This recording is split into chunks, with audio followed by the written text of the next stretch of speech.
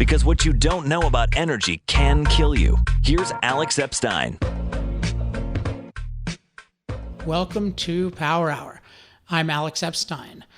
This is a bonus episode of the show where instead of me interviewing somebody else, I am being interviewed by somebody else. The genesis of this was that Senator Malcolm Roberts, so a politician in Australia who used to be a senator there, he is doing a kind of research project to educate different politicians and other people in Australia about what he regards as the truth in terms of energy and climate issues. He and I, incidentally, you'll see in the interview, we don't always agree on every technicality, particularly on all the things about climate science, but we're generally aligned in terms of certainly where we think policy should go. And he thought my book, The Moral Case for Fossil Fuels, was very valuable and that Australian politicians and public should hear about it. And I said, okay, great, let's do it. And he ended up asking just a great variety of questions that elicited, I think, some of my best answers. And in part because the questions were good, and in part because I've really been in full-scale editing mode of The Moral Case for Fossil Fuels 2.0. So I just feel like I'm really on top of issues right now, even more than I used to be. So I really enjoyed it. I think that you'll pick up a bunch of new points that I've never covered, or a bunch of ways of explaining things that I've never used in the past. And I really hope you enjoy it. So without further ado, you'll see Senator Malcolm Roberts from Australia, interviewing me about the moral case for fossil fuels and tons of associated issues. Hi, I'm Senator Malcolm Roberts, and I'm in Brisbane, Queensland, Australia. And I'm with the real dynamo here this morning in Alex Epstein. Now, Alex has got an undergraduate degree in philosophy. He actually started studying philosophy in high school, but he's got an undergraduate degree from the acclaimed Duke University. He then went on further in philosophy. A lot of it is self-taught, which means this guy knows what he's doing. He's educated himself. He's spoken at leading universities. He's debated people who across many organizations. He's appeared in Fortune 500 companies. He's testified to the US Senate. But look, the most important qualification I can give this man is that he uses his brain. He thinks critically. And I've read his book. I don't know if he's written more books, but The Moral Case for Fossil Fuels. It's a New York Times bestseller, 80,000 copies. So this guy will sell himself, and I'm not talking about selling as in marketing. This guy, you just listen to him. So let me start by saying, Alex, I'm very proud of being a human, and as someone who has worked in the coal industry, I'm very proud to have provided hydrocarbon fuels to Australia and for export. Should I be proud? Yeah, but I think it's notable that it's very unusual. Both of those are very unusual. So it's very, very unusual right now for people to say, I'm proud to be a human and I'm proud to be involved in coal. And I think that we should definitely be proud of both for the same basic reason. And so there's a question of what makes you proud in life? And that really depends on your view of morality, on what's good. We tend to be proud of things that are aspirational, that are ideal. And for me, there's nothing more aspirational than doing things that improve the lives of billions of people and, that allow them to live longer, happier, healthier, more opportunity-filled lives. If you do something that allows a lot of people to have a better life, even just one person, that's a lot. But if you do something that allows a lot of people to have a better life, then that is something that if you care about human life, you should be proud of. And if you look at the perspective of the human race, look at how much better life has gotten in the last 200 years. Today, we hear that life is getting worse and worse, but overall life is getting much, much better. I use this statistic when I was born in 1980, 42% of the world lived on less than $2 a day. Like, think about it, less than $2 a day, and that's adjusted for inflation. And now it's less than 10%. So something, even in the last 40 years, what the human race has done to improve the condition of the average human being is incredible. And if you think about it from the perspective of the planet, never has the planet been such a human friendly place. So we can talk about, oh, what have we done badly in terms of the planet?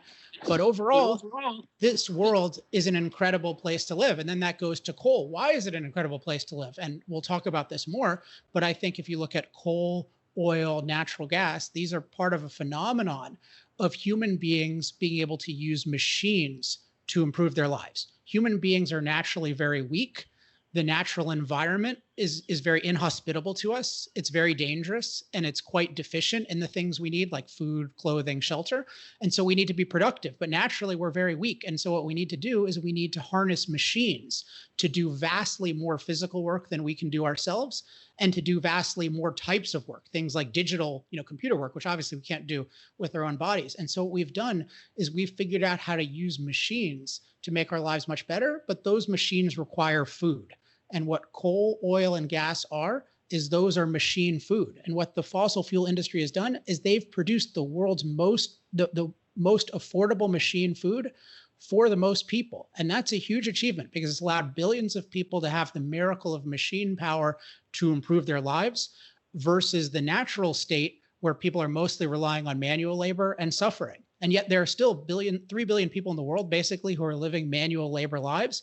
And I say we need more coal, oil, natural gas, or something that's as cost effective for them. So I think the world needs more energy, not less, to be a much better place. And I believe the economics show that for the foreseeable future, that means more fossil fuels, not less.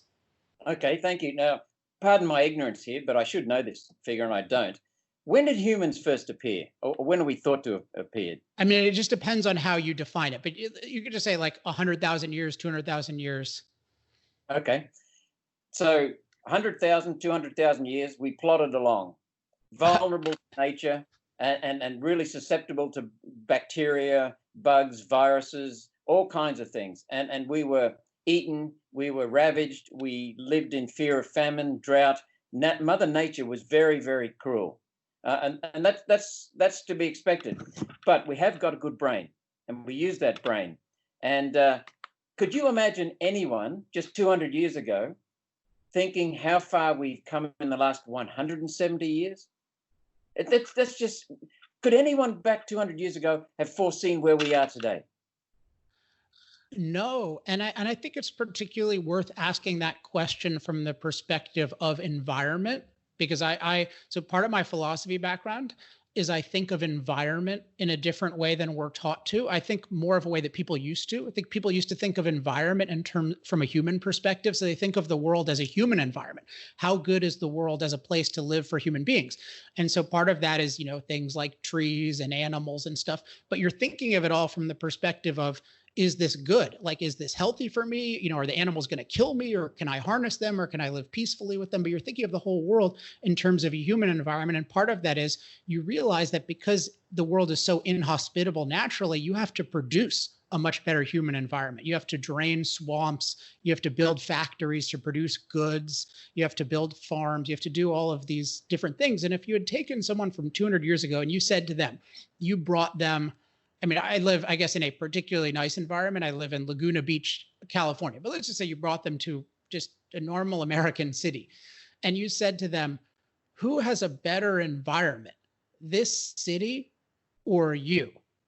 Back then, they would not even consider that a question, because they would just say, like, what do you mean, which is a better environment? It's like, I couldn't get clean water where I lived. We'd have a brook and it'd be contaminated by animals. We get sick from it. We have to spend hours a day going to it. And here I just turn on a faucet and my environment gives me clean water, or the air. We're breathing smoke. Of course we need to, because the world is too cold for most people, despite obsession with warming being bad. So of course we need heat, but how are we going to get heat?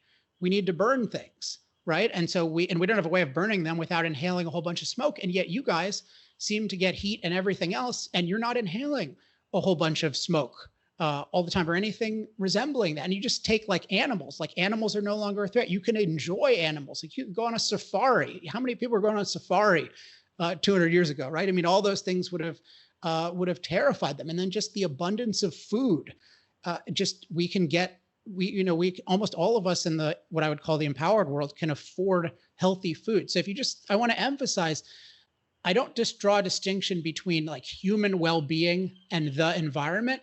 I think of the environment from the perspective of human well-being. So if you look at the overall world we live in, again, it's not that everything we've done has been perfect, but overall we've made the world a much better place for human beings to live. And no sane person or even insane person from 200 years ago could dispute that.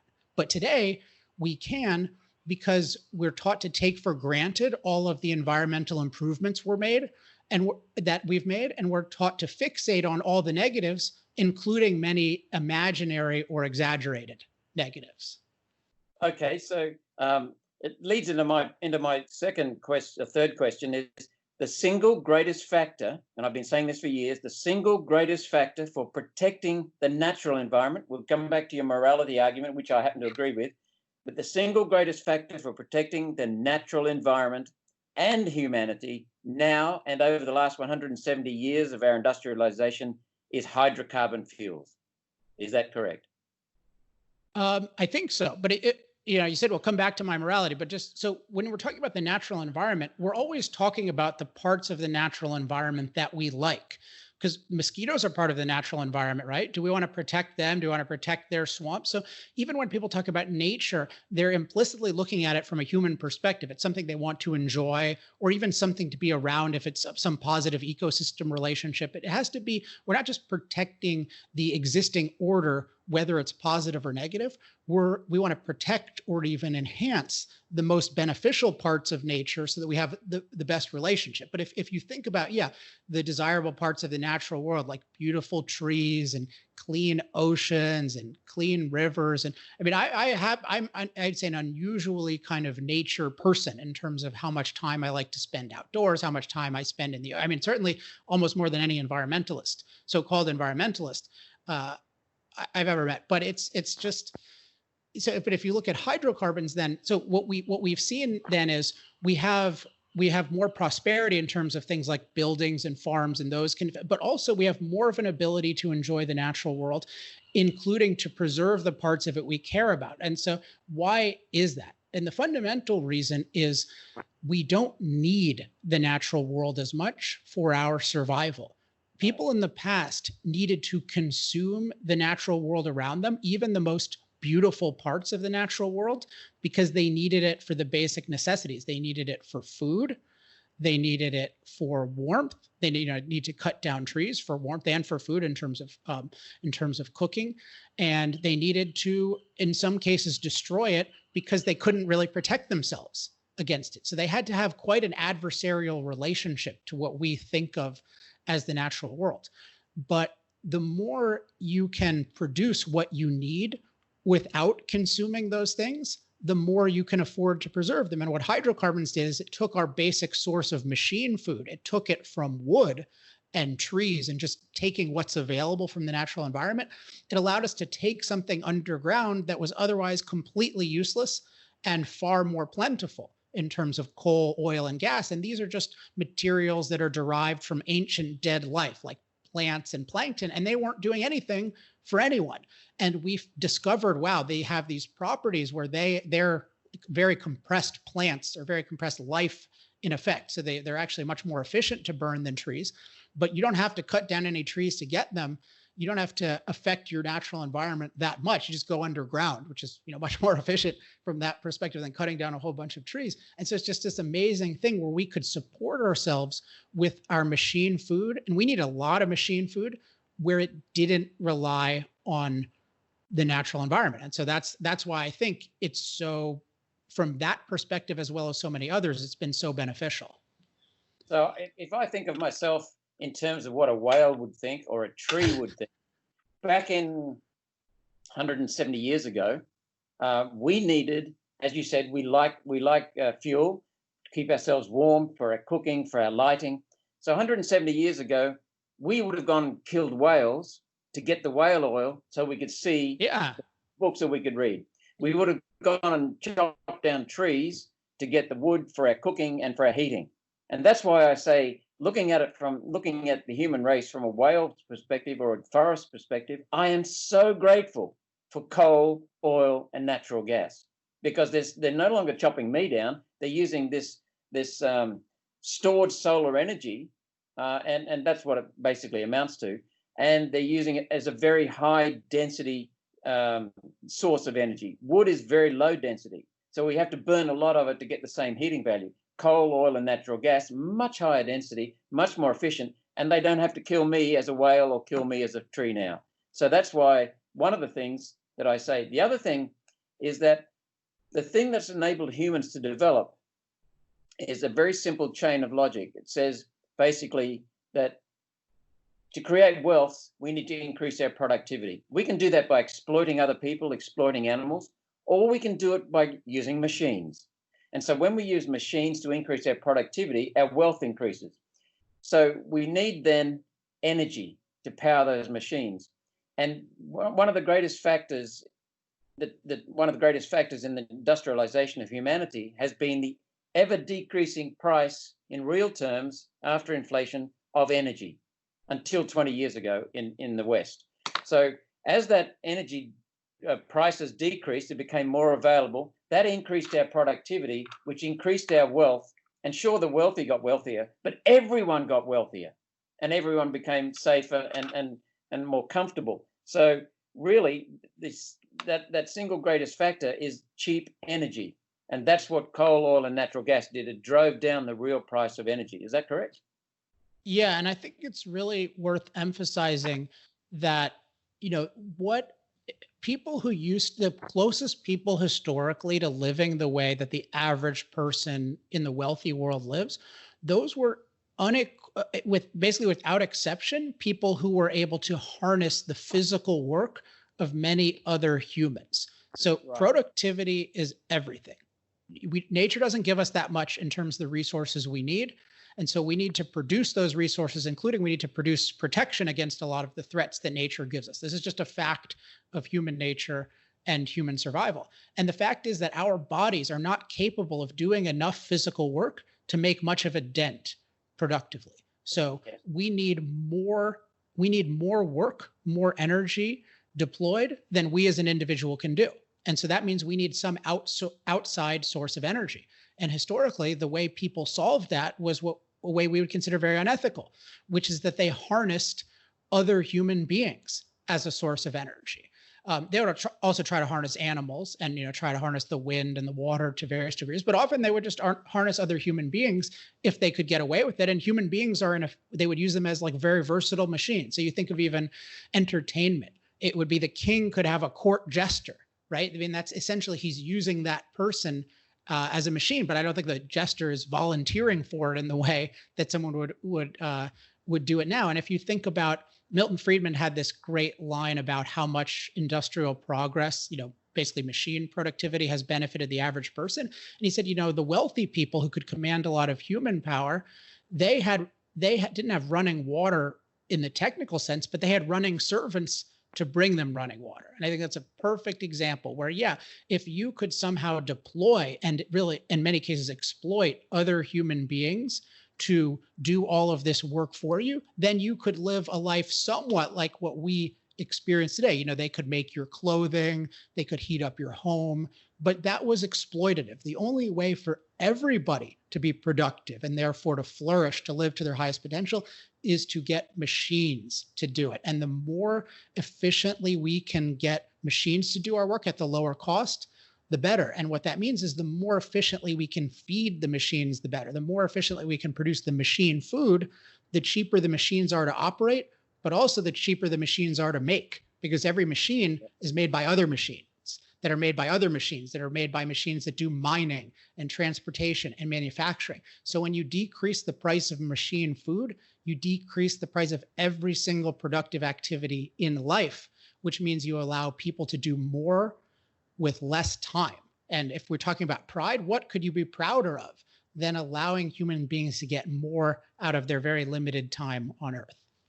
There are two things that I'd like to mention and get you to build on the second one. The first is just a point that a king 200 years ago would not live as well as someone on welfare in Australia today, in terms of longevity, ease of living, health, safety, security, entertainment, portability or mobility, you name it, any factor you care to name. The only thing that has improved, has gone down for a king, is a king back then could exploit people, and he doesn't have that potential now to exploit people, except in maybe some totalitarian countries.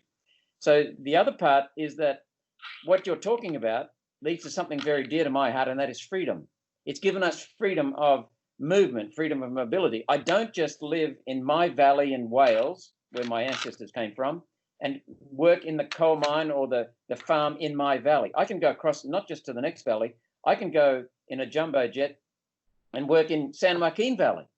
And I can have all kinds of choices. I don't rely upon the Lord of the Manor in my valley in Wales to tell me what to do, how much he's going to pay me, how he can exploit me. I can say, no, I've had enough of you. I'm going to San Joaquin Valley in California. I can go anywhere in the world and get a job, basically. And so I can choose my boss, which means the boss has less control over me. So the world of control is starting to disappear. And that's due to fossil fuels, hydrocarbon fuels. Yeah, and just one aspect of that, because I agree with the basic point totally, but one aspect of that, particularly because people are concerned with the natural environment, is only when you have low-cost machine-powered transportation can you really even think of the planet as your environment. You think about what was the environment of a person 200 years ago? 5-mile radius, 10-mile radius? Like the idea of the planet, it just wasn't even a thing. People, didn't even know the world was round. In part because they just couldn't get anywhere on it. And so now you think about, I care about the Grand Canyon. People who really care about nature versus using it as an excuse to oppose industry, which I think is pretty common, but people who actually care about nature. They're like, I went to the Grand Canyon. I went to Fiji. Like all of those things are based on machine power. And so it's machine power allows you to actually enjoy the natural environment, allows you to protect yourself from it. It allows you to not need to consume it to live. Because we have machine power that doesn't require it, and it allows you to get to it, to enjoy it, and it also frees up the time. And one other point I want to make, just in case it occurs to people, because you're talking about, well, a king today cannot live, a king rather 200 years ago cannot live at the same level as a person on welfare today. But I think something people might think about is, well, yeah, okay, but that's just progress, right? That's not fossil fuels. That's a whole bunch of other things, like, for instance, medical advances, right? The king would have likely died of something, let's say, well before the age of 50 on average, given that. Well, medical science, what does that have to do with fossil fuels? And I think it's really important to see in two crucial ways how medical progress and everything else that particularly that we don't think of as connected to fossil fuels is. And so one is just that, but you could really think of three if you talk about the materials. So there's the materials of medicine are hugely derived from what we're calling fossil fuels, particularly oil and gas. And so that's one thing that's fascinating to look into, is just how many medical supplies are high quality and affordable because they're derived from these really remarkable materials.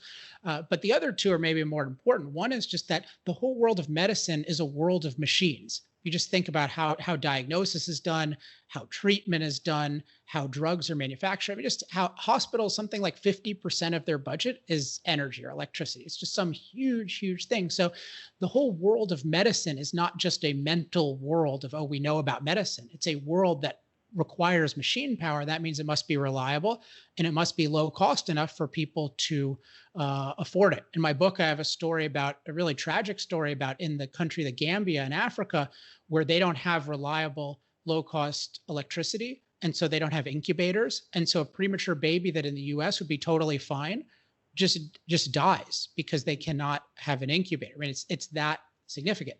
But maybe the most significant, so there's the fossil fuels provide the materials, they provide the machine power of medicine, but the most important and underappreciated thing, I think, is they provide the time. We take for granted that people have time to engage in medicine. You think about COVID-19, and there's a lot to say about how that's being conducted. But one thing is we have literally millions of people who can think about this issue, who can study it, who can try to come up with different kinds of treatments, who can actually just actively treat people, who can perform different kinds of testing. Just we take it for granted. There are millions of people who can do that. How is that possible? Well, It's possible because we're not spending our time on what people used to spend 80% of their time on or more, which is food production. 80% of people or more used to be farmers. And that meant their whole life was manual labor, just producing enough food to get by to the next day. And then if you talk about getting water and any kind of shelter, I mean, it's just their whole life is taken up by the crudest versions of their physical needs. The more machine power you have, the more manual labor you can delegate and the more mental labor you can do. So we have a world in which we have an amazing amount of time to do mental labor, which means we can apply existing knowledge to problems, but also we have a lot of time to think about new issues and acquire new knowledge. And you're seeing both of these with the pandemic. We have people who have lots of time to apply knowledge because they're not being farmers, and they have lots of time to think about new knowledge to cure these things. And that's all directly related to fossil fuels, because without the low-cost machine food to feed the machines that are doing all the work for us, including the food production, we would not have the time to treat medical issues and to innovate in medicine. Right. And we started to specialize as humans into various professions or occupations well before hydrocarbon fuels. And people might know now that I don't use the term fossil fuels because it's been coined as a derogatory term by the climate alarmists. But I understand why you use it, because you've got to connect and you want to get your message out. So I'm not critical of you at all for using the word fossil fuels. I'm trying to re-educate people about hydrocarbons. They're combinations of hydrogen atoms and carbon atoms. I agree. It's a better term.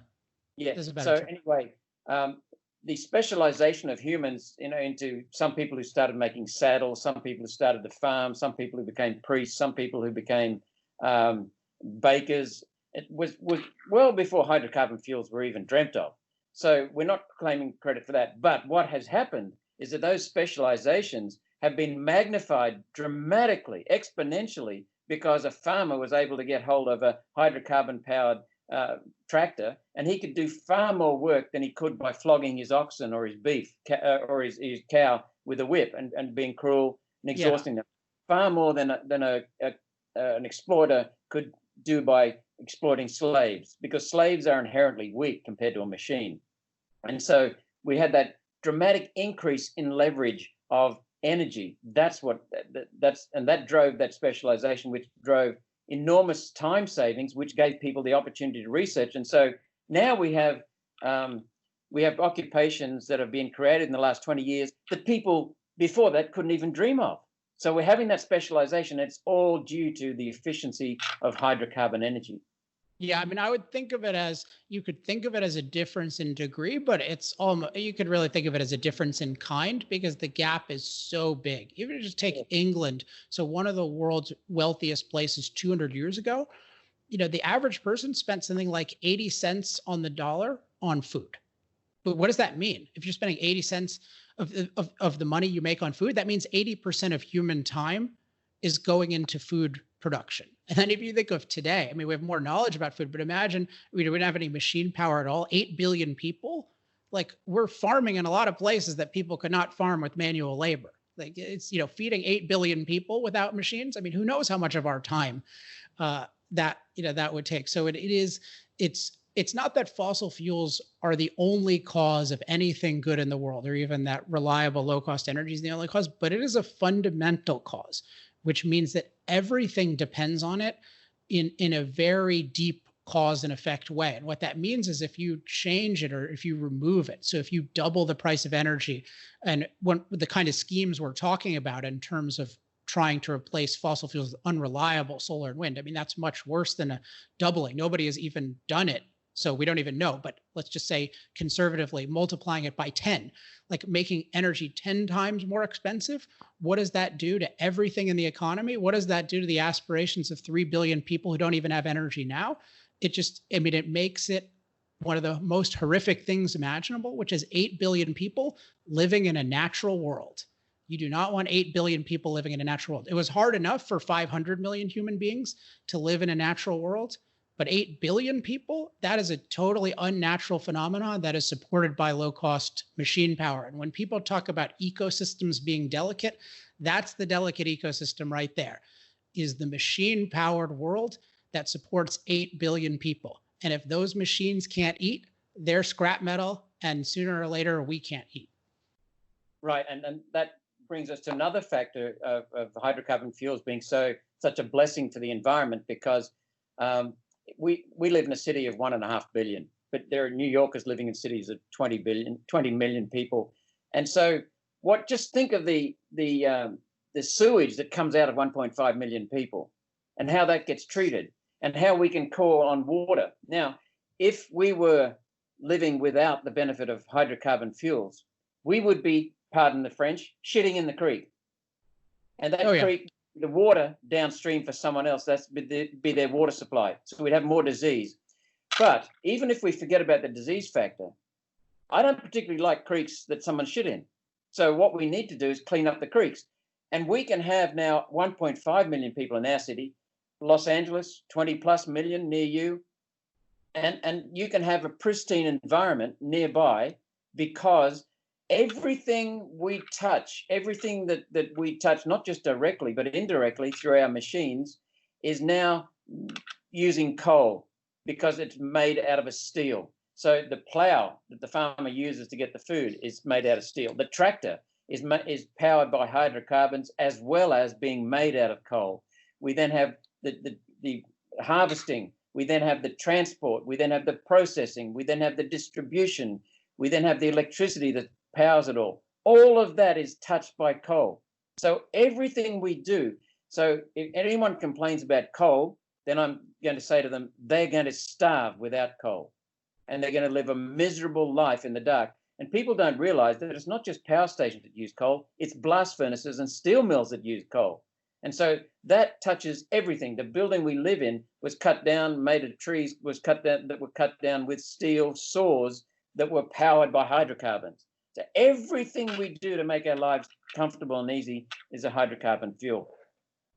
So that rate of human progress over the last 170 years is something you talk about. It's been exponential. And you're saying, let's not stop doing this. Yeah, I mean, this is a really important point, and this is part of the idea that, I mean, maybe the most important fact in the world is how good the world is today relative to any point in history, and also how fast it's been improving. Because if you recognize those two facts, how good the world is today and how fast it's been improving, then you're going to be really preoccupied with at least two questions, and they're very related. One is, how did this happen? And two, how can we continue it? Versus if you think that the world today is worse than it used to be and getting worse, you won't be very interested in that. Your whole thing will be, oh, the system is broken, we have to change the system, which is a wide sentiment. And I'm all for improving the system. But you have to recognize I think there are lots of things wrong with the way systems function today, including a lot of anti-freedom policies. But you have to recognize the existing system is, in terms of its results, the best system that has ever existed. So if you're going to improve it, you really need to understand what has made it amazing and then try to double down on that. But the idea of, oh, some new person is going to come along and scrap the whole thing and then come up with something totally new, which you're hearing about, like we need a restart of capitalism. Like, I only trust anyone who's talking about that at all if they recognize how good the world is today. And one of the huge problems you had, in advance, right before this call, you and I were talking about, like, what's my background and credentials and stuff. And I talk about, like, I consider myself self-taught, and I went to a prestigious American university for undergrad, but I don't think I learned particularly much there. I had one or two really good teachers. But if you look at what people learn at prestigious schools, fundamentally, if you consider the state of the world and its progress as the most important fact in the world, people at elite universities learn the opposite. They learn that the world is bad and getting worse. And evidence of this is Oxford University did a survey of college-educated Europeans, a pretty wide survey. And they asked just one question. In the last, I think it was 30 years, has extreme poverty, so that's people living $2 or less a day, I mentioned earlier, has that gotten better? Has it stayed the same? Or has it gotten worse? And I'm pretty sure the stats are 55% of college-educated European adults said extreme poverty has gotten worse. I mentioned it's improved at a record rate. If you take 40 years ago, it's gone from 42% to 10. I think 30 years ago it might have been 35% or 33%. So it's been the biggest improvement in human history. 55% think it's gotten worse, and 33% said it stayed the same, and only 12% said it's getting better. And these are supposedly educated people. You think about how many parents spent so much of their lives working so hard, trying to be a good parent, trying to save up money to send them to any school, let alone Harvard or Yale or something. And that what they got is a kid who thinks that the best world in history is bad and getting worse. So, I mean, and you really have to ask what the hell is going on with the intellectual leaders of a world that are saying that the world is getting worse. And this relates a lot to the issue of climate, which I hope we get to talk about, at least from a human perspective, which is my perspective in terms of the livability of the climate. I'm concerned with the livability of it, not is it 1 degree warmer or cooler or that kind of thing. Like, we have people telling us that that climate change has made our climate very dangerous. Like, that is empirically false. You could say logically, hypothetically, you could say climate will become more dangerous in the future. But as an empirical fact, if you look at the International Disaster Database, any database at all of how many people die from climate-related causes, so that would be storms, floods, extreme heat, extreme cold, wildfires, any database you would ever look at will show there has been a dramatic decline in climate-related deaths over the last 100 years. I mean, if you take one example in the 1930s, so about 100 years ago, when we start having good data, there were years where, adjusted for population, 10 million people died of a climate-related cause, mostly drought, I believe.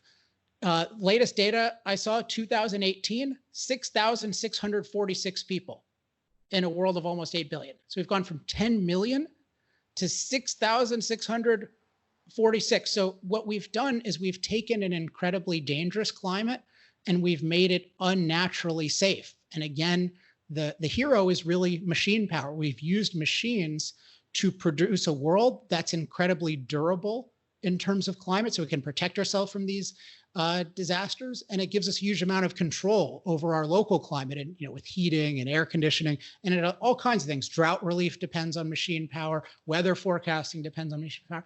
So if you just take this issue, we're all taught that climate is bad and getting worse, and yet climate from a human perspective is safer than ever by far. So I have a line that I like to use, which is, I don't trust anyone to predict the future who can't predict the present. So if somebody says climate is going to be a disaster in the future and they think climate is a disaster today, they are ignorant or worse. And I think the or worse we can talk about, but the only explanation of how this is possible for the people who have any familiarity with the facts is that they are not judging the earth or evaluating the earth by a human standard, or the climate in this case. Because if you have a human perspective on climate livability, you have to admit it's gotten much better. But if you think that it's wrong for human beings to have any impact on the climate, and if we have any impact, that means it's a bad climate, then you think the climate is worse. And that's the only explanation of climate, climate catastrophe movement thinking today's climate is bad, is they think it's bad because they think we've changed it some.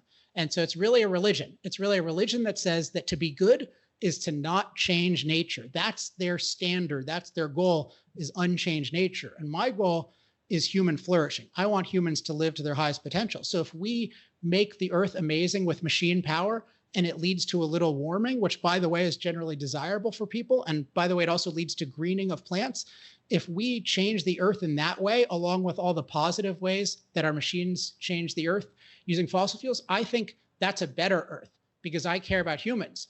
But if you think it's bad for human beings to change anything, you're going to think it's what we've done is bad, even though 8 billion people can live better lives than ever. That's the only explanation of our whole establishment acting like climate is bad and the world is bad, is they are anti-human. They don't judge the world by a human standard. There's no other explanation that I've ever heard. So most of you watching this, you won't know all the facts. Like, you'll probably be in the position like I was when I was at Duke, of the people from the Oxford survey who think, oh, the world is getting worse. I hear it all the time. The news makes, but once you know the facts about the world, you have to know that there's something anti-human about the people who are telling you that it's bad and getting worse. Exactly. And I'll just mention a point here to back you up before going on further on to questions. And we'll come back to the morality later on. And the moral case for hydrocarbons is actually a moral case for the environment, so which we can get onto. The three greatest threats to the environment, in my opinion, are war. I've never seen anyone have an environmental impact statement before declaring war. The second one is ignorance, sheer ignorance.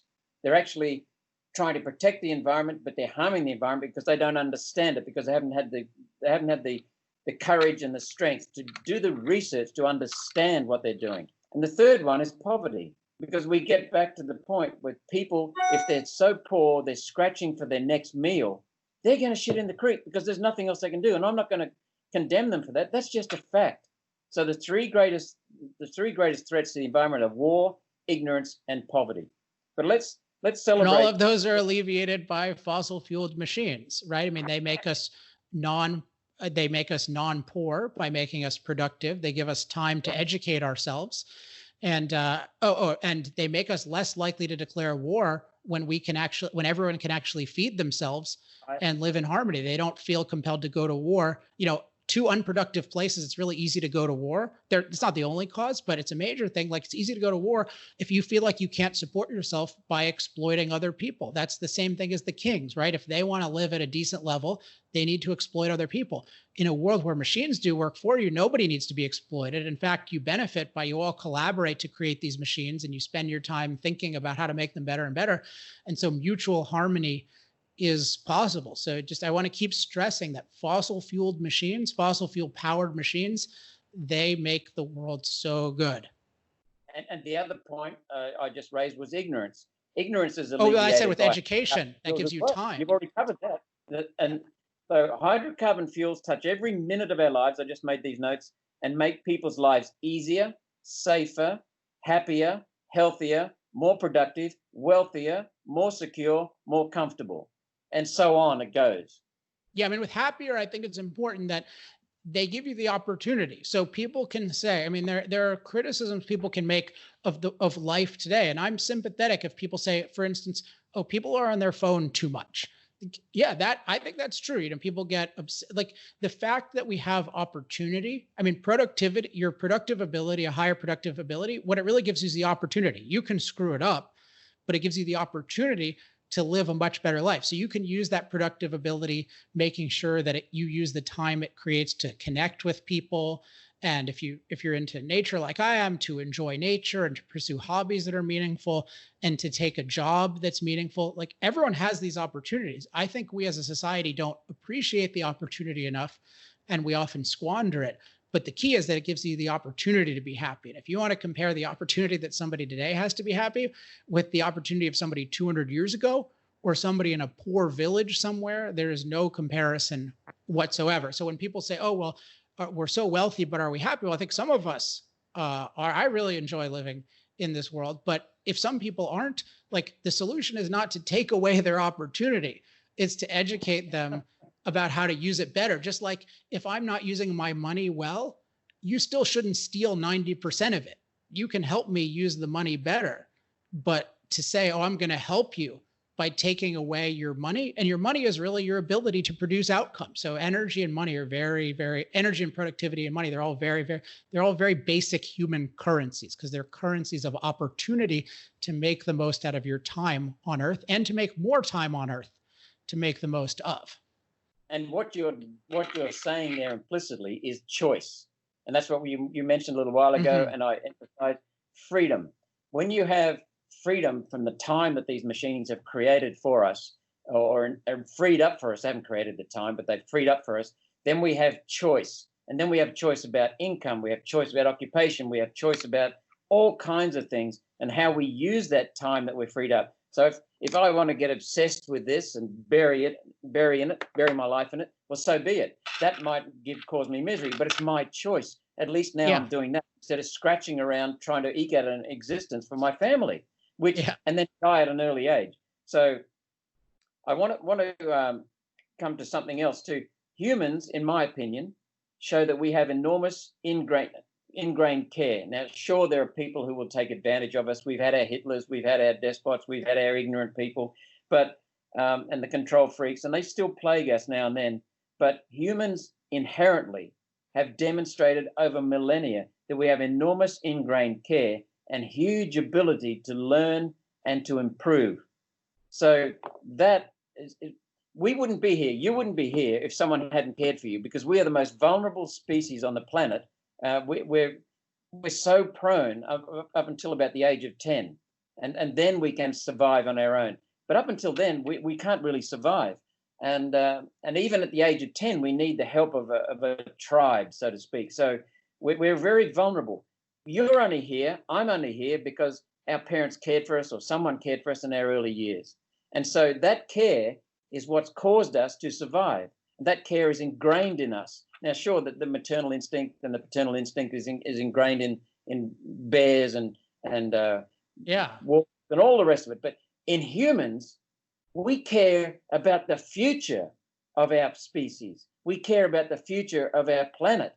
And there's no other species anywhere on the planet that says what we're doing now by defecating in one area as a tribe of elephants is going to destroy the area. We better stop and move on to somewhere else. No, they just keep doing it.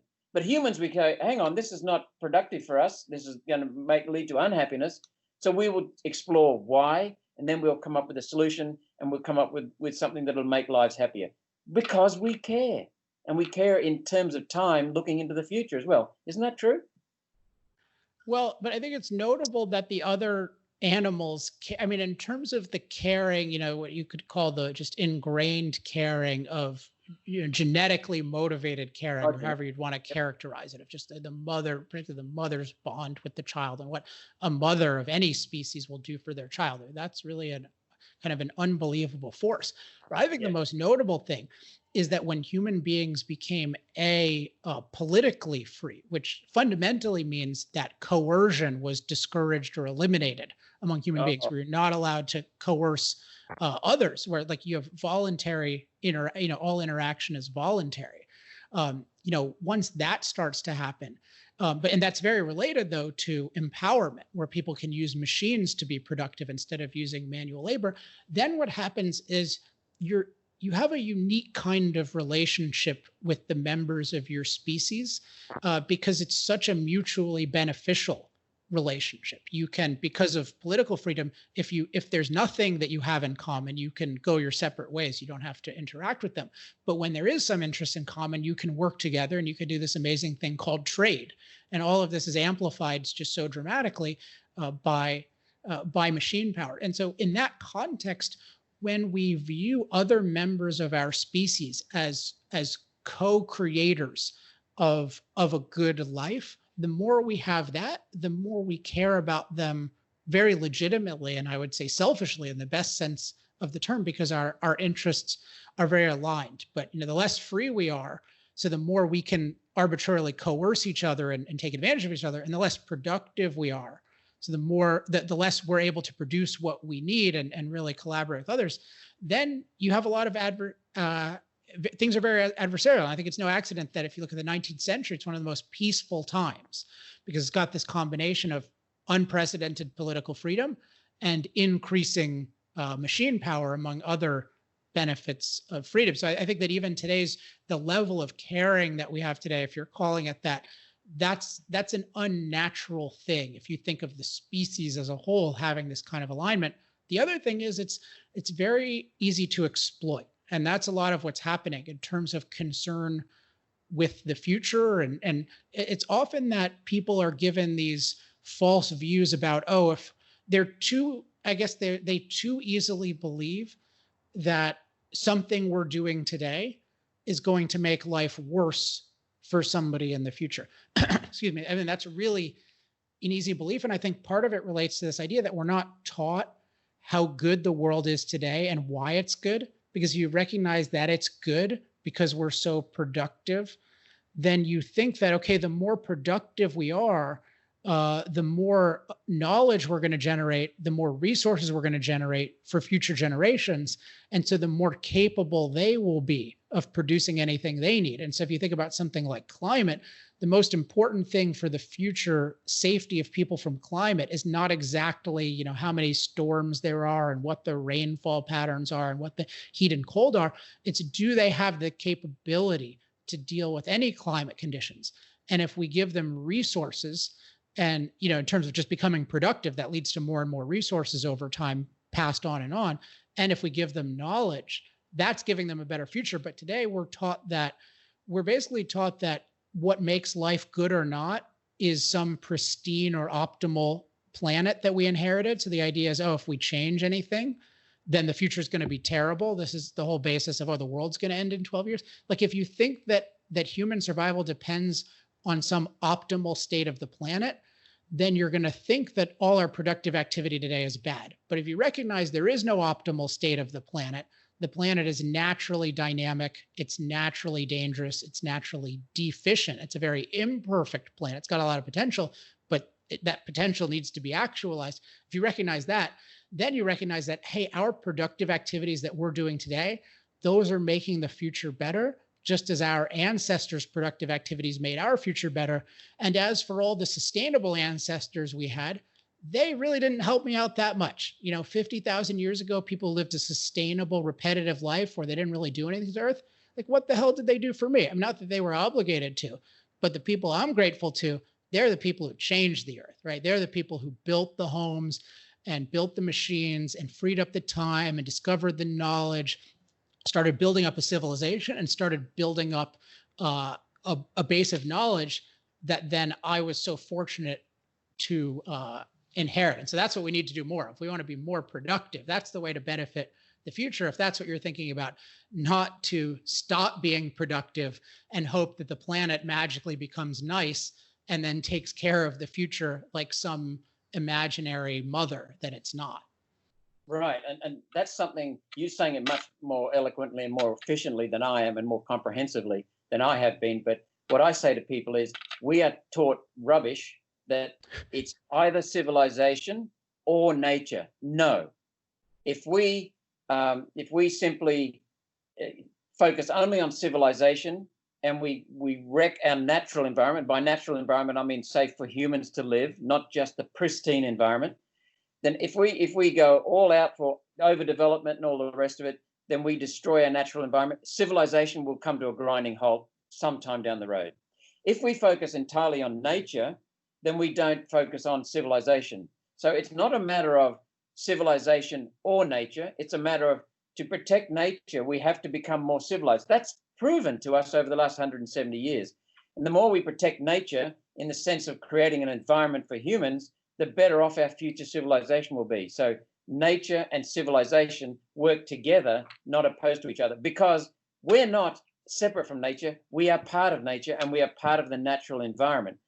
We're humans. We are part of the natural environment, aren't we? Yeah, but I think it's worth saying what policy allows that to happen, and allows it to happen where there's really a harmony, if you're thinking of them as at all separate of civilization and nature. And I think the main thing is property rights, is when individuals who create value, they can own a part of the world, alone or in combination with others, and they can decide with this part of the planet, what is the best use of this part of the planet. And that's determined by their own preferences, but it's also determined by the preferences of others. So with a certain part of the planet, for example, that has a lot of oil underground, most people who own the property will decide, hey, you know what? I can put some sort of rig here for some amount of time, let's say 30 years, if we get oil for 30 years, like I'll put this here and it's not going to interfere with me too much. And I can create tons of value for other people, right? So that part of environment is going to be preserved. But if, let's say there's some super nice place that doesn't have a lot of oil and stuff, then maybe a bunch of people will go buy it and say, yeah, let's preserve this because lots of people will enjoy it. I think it's property rights are just so unappreciated in terms of how they enable individuals to coexist in harmony with one another and to have a proper pro-human relationship to nature. And right now, unfortunately, when it comes to our relationship to nature, there's virtually no respect for property rights, even in the US, which historically has been the best because at least we have underground mineral rights, which almost no other country has had, to their huge detriment. But unfortunately, we have and I mean this technically, like a fascist system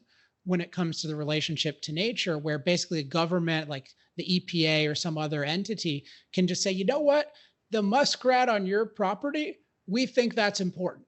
So you got to leave or you can't do what you want. And there's this real tyranny that happens. I think it's an anti-human view. I think if you care about the muskrat, you go be productive and figure out a way to protect that muskrat yourself. Because otherwise, people don't care about the muskrat. They just want to throttle other people for a whole bunch of reasons. And what we have so much in the US is just people who I think have really bad motives in terms of the leaders who have a very deep dislike for humans, particularly productive humans.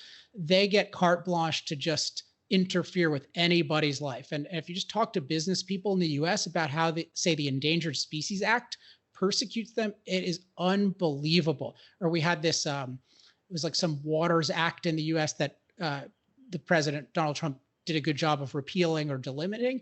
And it was just like, if you had a puddle on your property, basically some eco-fascist could say, yeah, you know what? That's a really important puddle. I guess you can't use it. And that's not how America became a beautiful place. It becomes a beautiful place, I think, where there's more property rights. And this is maybe my most controversial view, because most people think, oh, it's a good idea that the government nationalized a third of the land. And I don't think so. I think that if we had property rights, we could have a true enjoyment of nature that was actually pro-human. And you think about maybe the biggest victims of this are poorer people, because there's so many nice parts of nature that would be really nice to live in. You might build houses nearby, but you could really enjoy them if they weren't owned by the government. But they're owned by the government, and so that means there's fewer of these really nice places for people to live. And so somebody who lives in Malibu, it's easy for them to say, yeah, well, I just bought a $30 million house in Malibu. Oh, and I love this.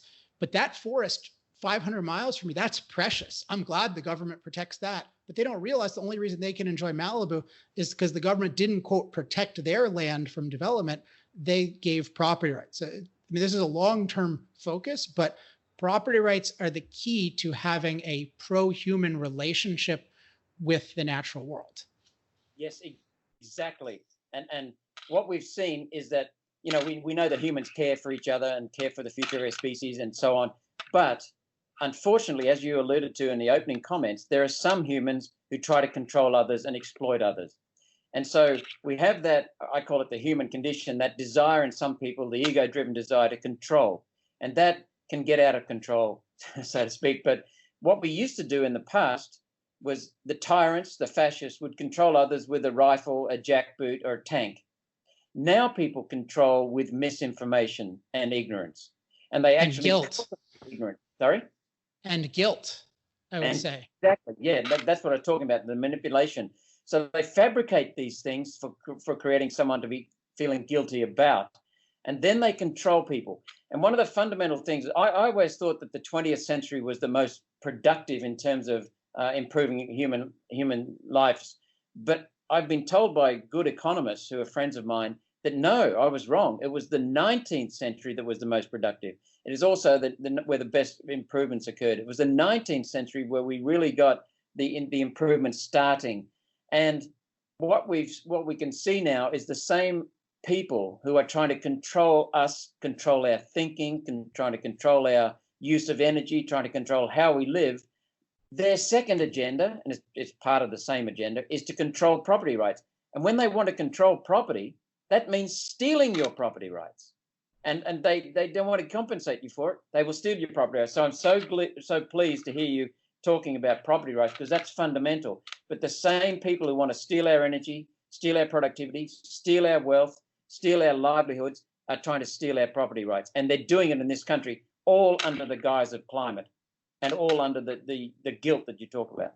So can we, before exploring these further, can we get back to basics in terms of what are fossil fuels? Now, in my view, hydrocarbon fuels, the name says they're combinations of hydrogen atoms and carbon atoms, plus minor impurities when they're burned. But basically, those impurities these days in cars, in power stations, in blast furnaces are removed.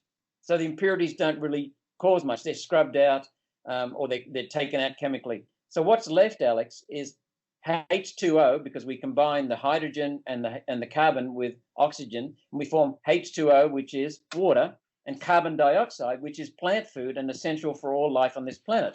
So what we've got in the use of hydrocarbon fuels is basically producing water and carbon dioxide, which is plant food. I mean, what could be better? Well, there's the concern about warming, and I think it's important. I think it's important to think about.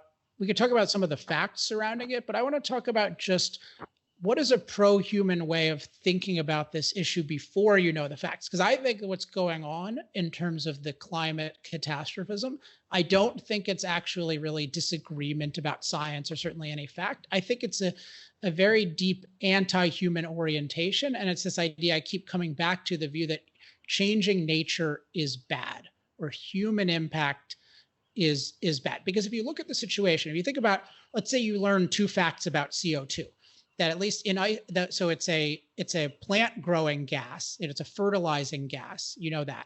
And let's say in isolation, at least it's a warming gas. At least I certainly believe it. So it's a warming gas. So it has those two attributes.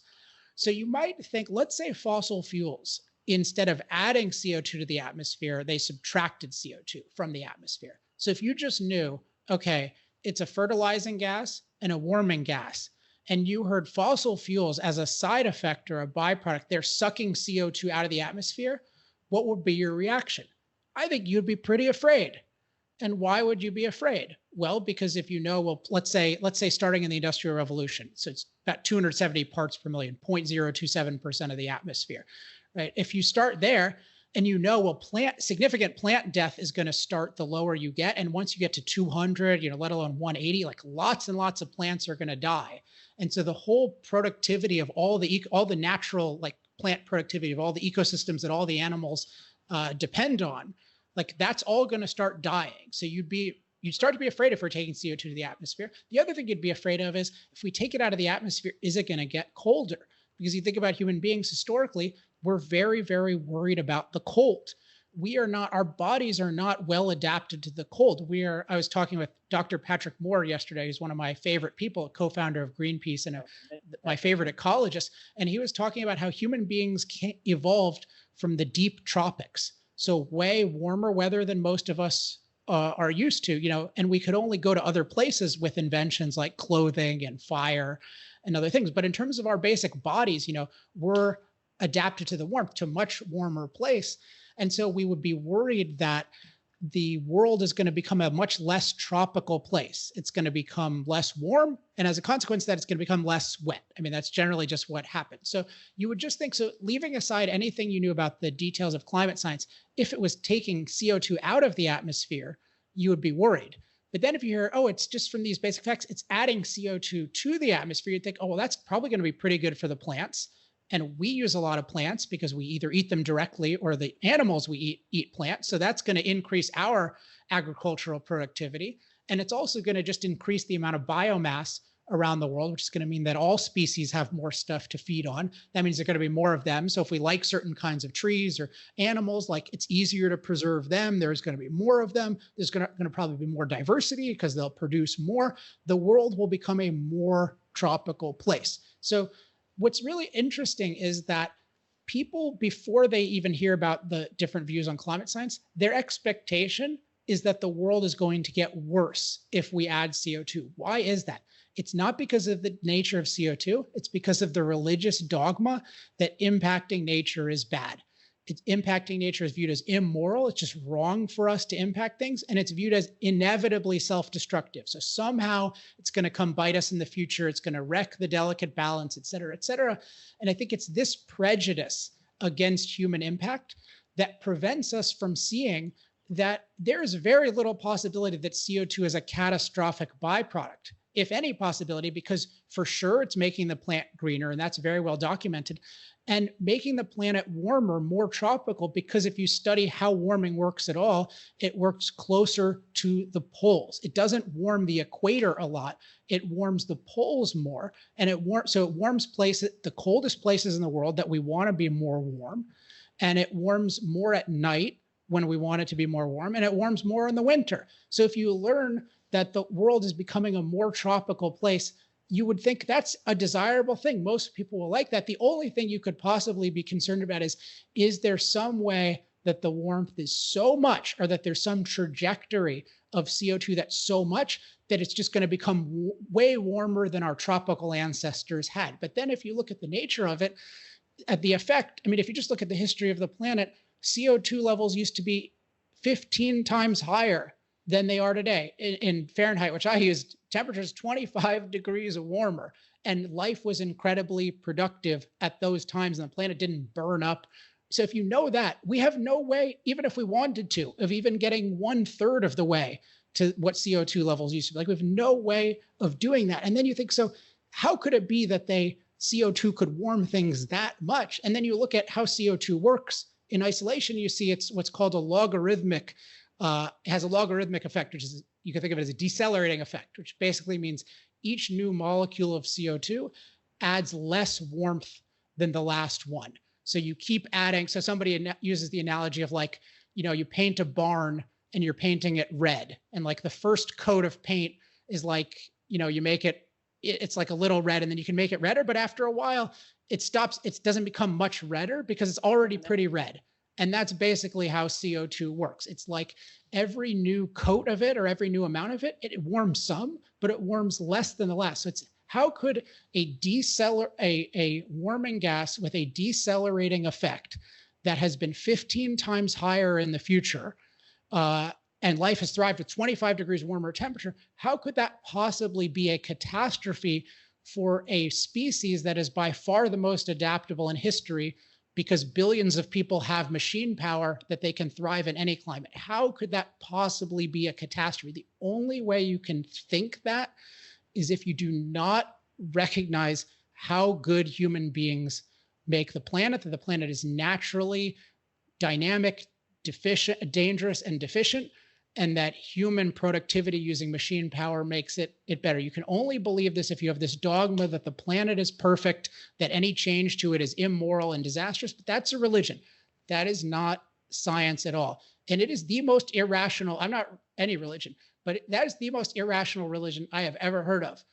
I mean, a religion that says that for human beings to change nature is wrong and inevitably self-destructive, because the basic fact is that changing nature is how we survive. And when I was 18 years old, I learned something that changed my life ever since. And it was that the core of the modern environmental movement is that impacting nature is immoral.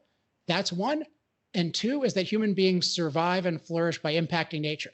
So the modern environmental movement is against the key activity of human survival and flourishing. That means it's an anti-human movement. And I hated it ever since. I didn't know anything about energy back then, but I knew that if you're against impacting nature, there's something very deeply wrong, because human beings survive by impacting nature. Now we want to do it intelligently. Some impacts are negative, but that's what we generally do under freedom. And overall, that's what we've done. That's why the world is so good. So this whole climate catastrophe movement is a deeply religious and anti-human movement. It's not a scientific movement.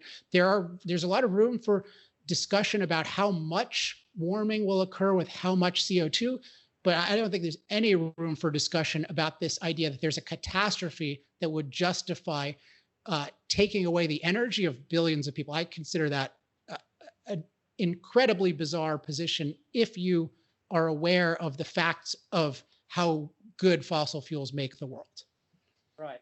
And I've got a colleague. I've been studying the climate issue for about 13 years now as a volunteer. No funding, so I'm not attached to anything. I just go off the science.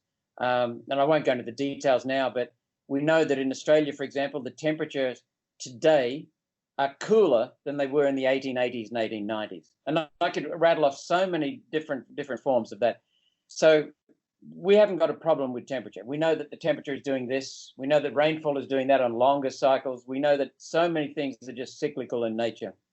But I have a colleague who has amassed, he's very, very bright, and he's fantastic on computers. He has legally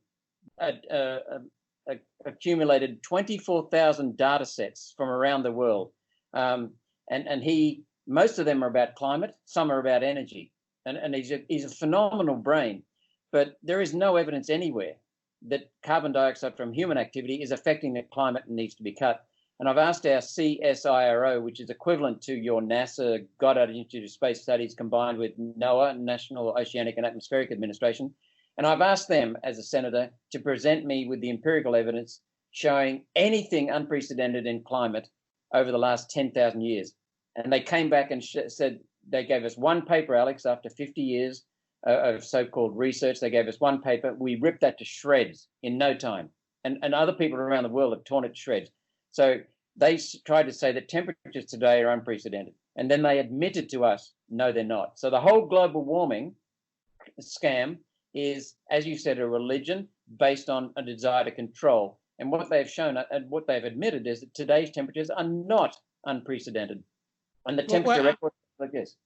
Yes, I just want to sort of situate my own position here. So, I mean, my main position is that the climate catastrophe movement is a religious and unscientific movement. But what I just want to emphasize that the morality of using fossil fuels, of using more and more fossil fuels going forward, does not depend on them having zero impact on climate. I think it's very hard to know, certainly if you're a layman, what's going on, because there's so much distortion and there's so much of an assumption that, of course, CO2 must have a big impact. After all, we're putting an unnatural amount.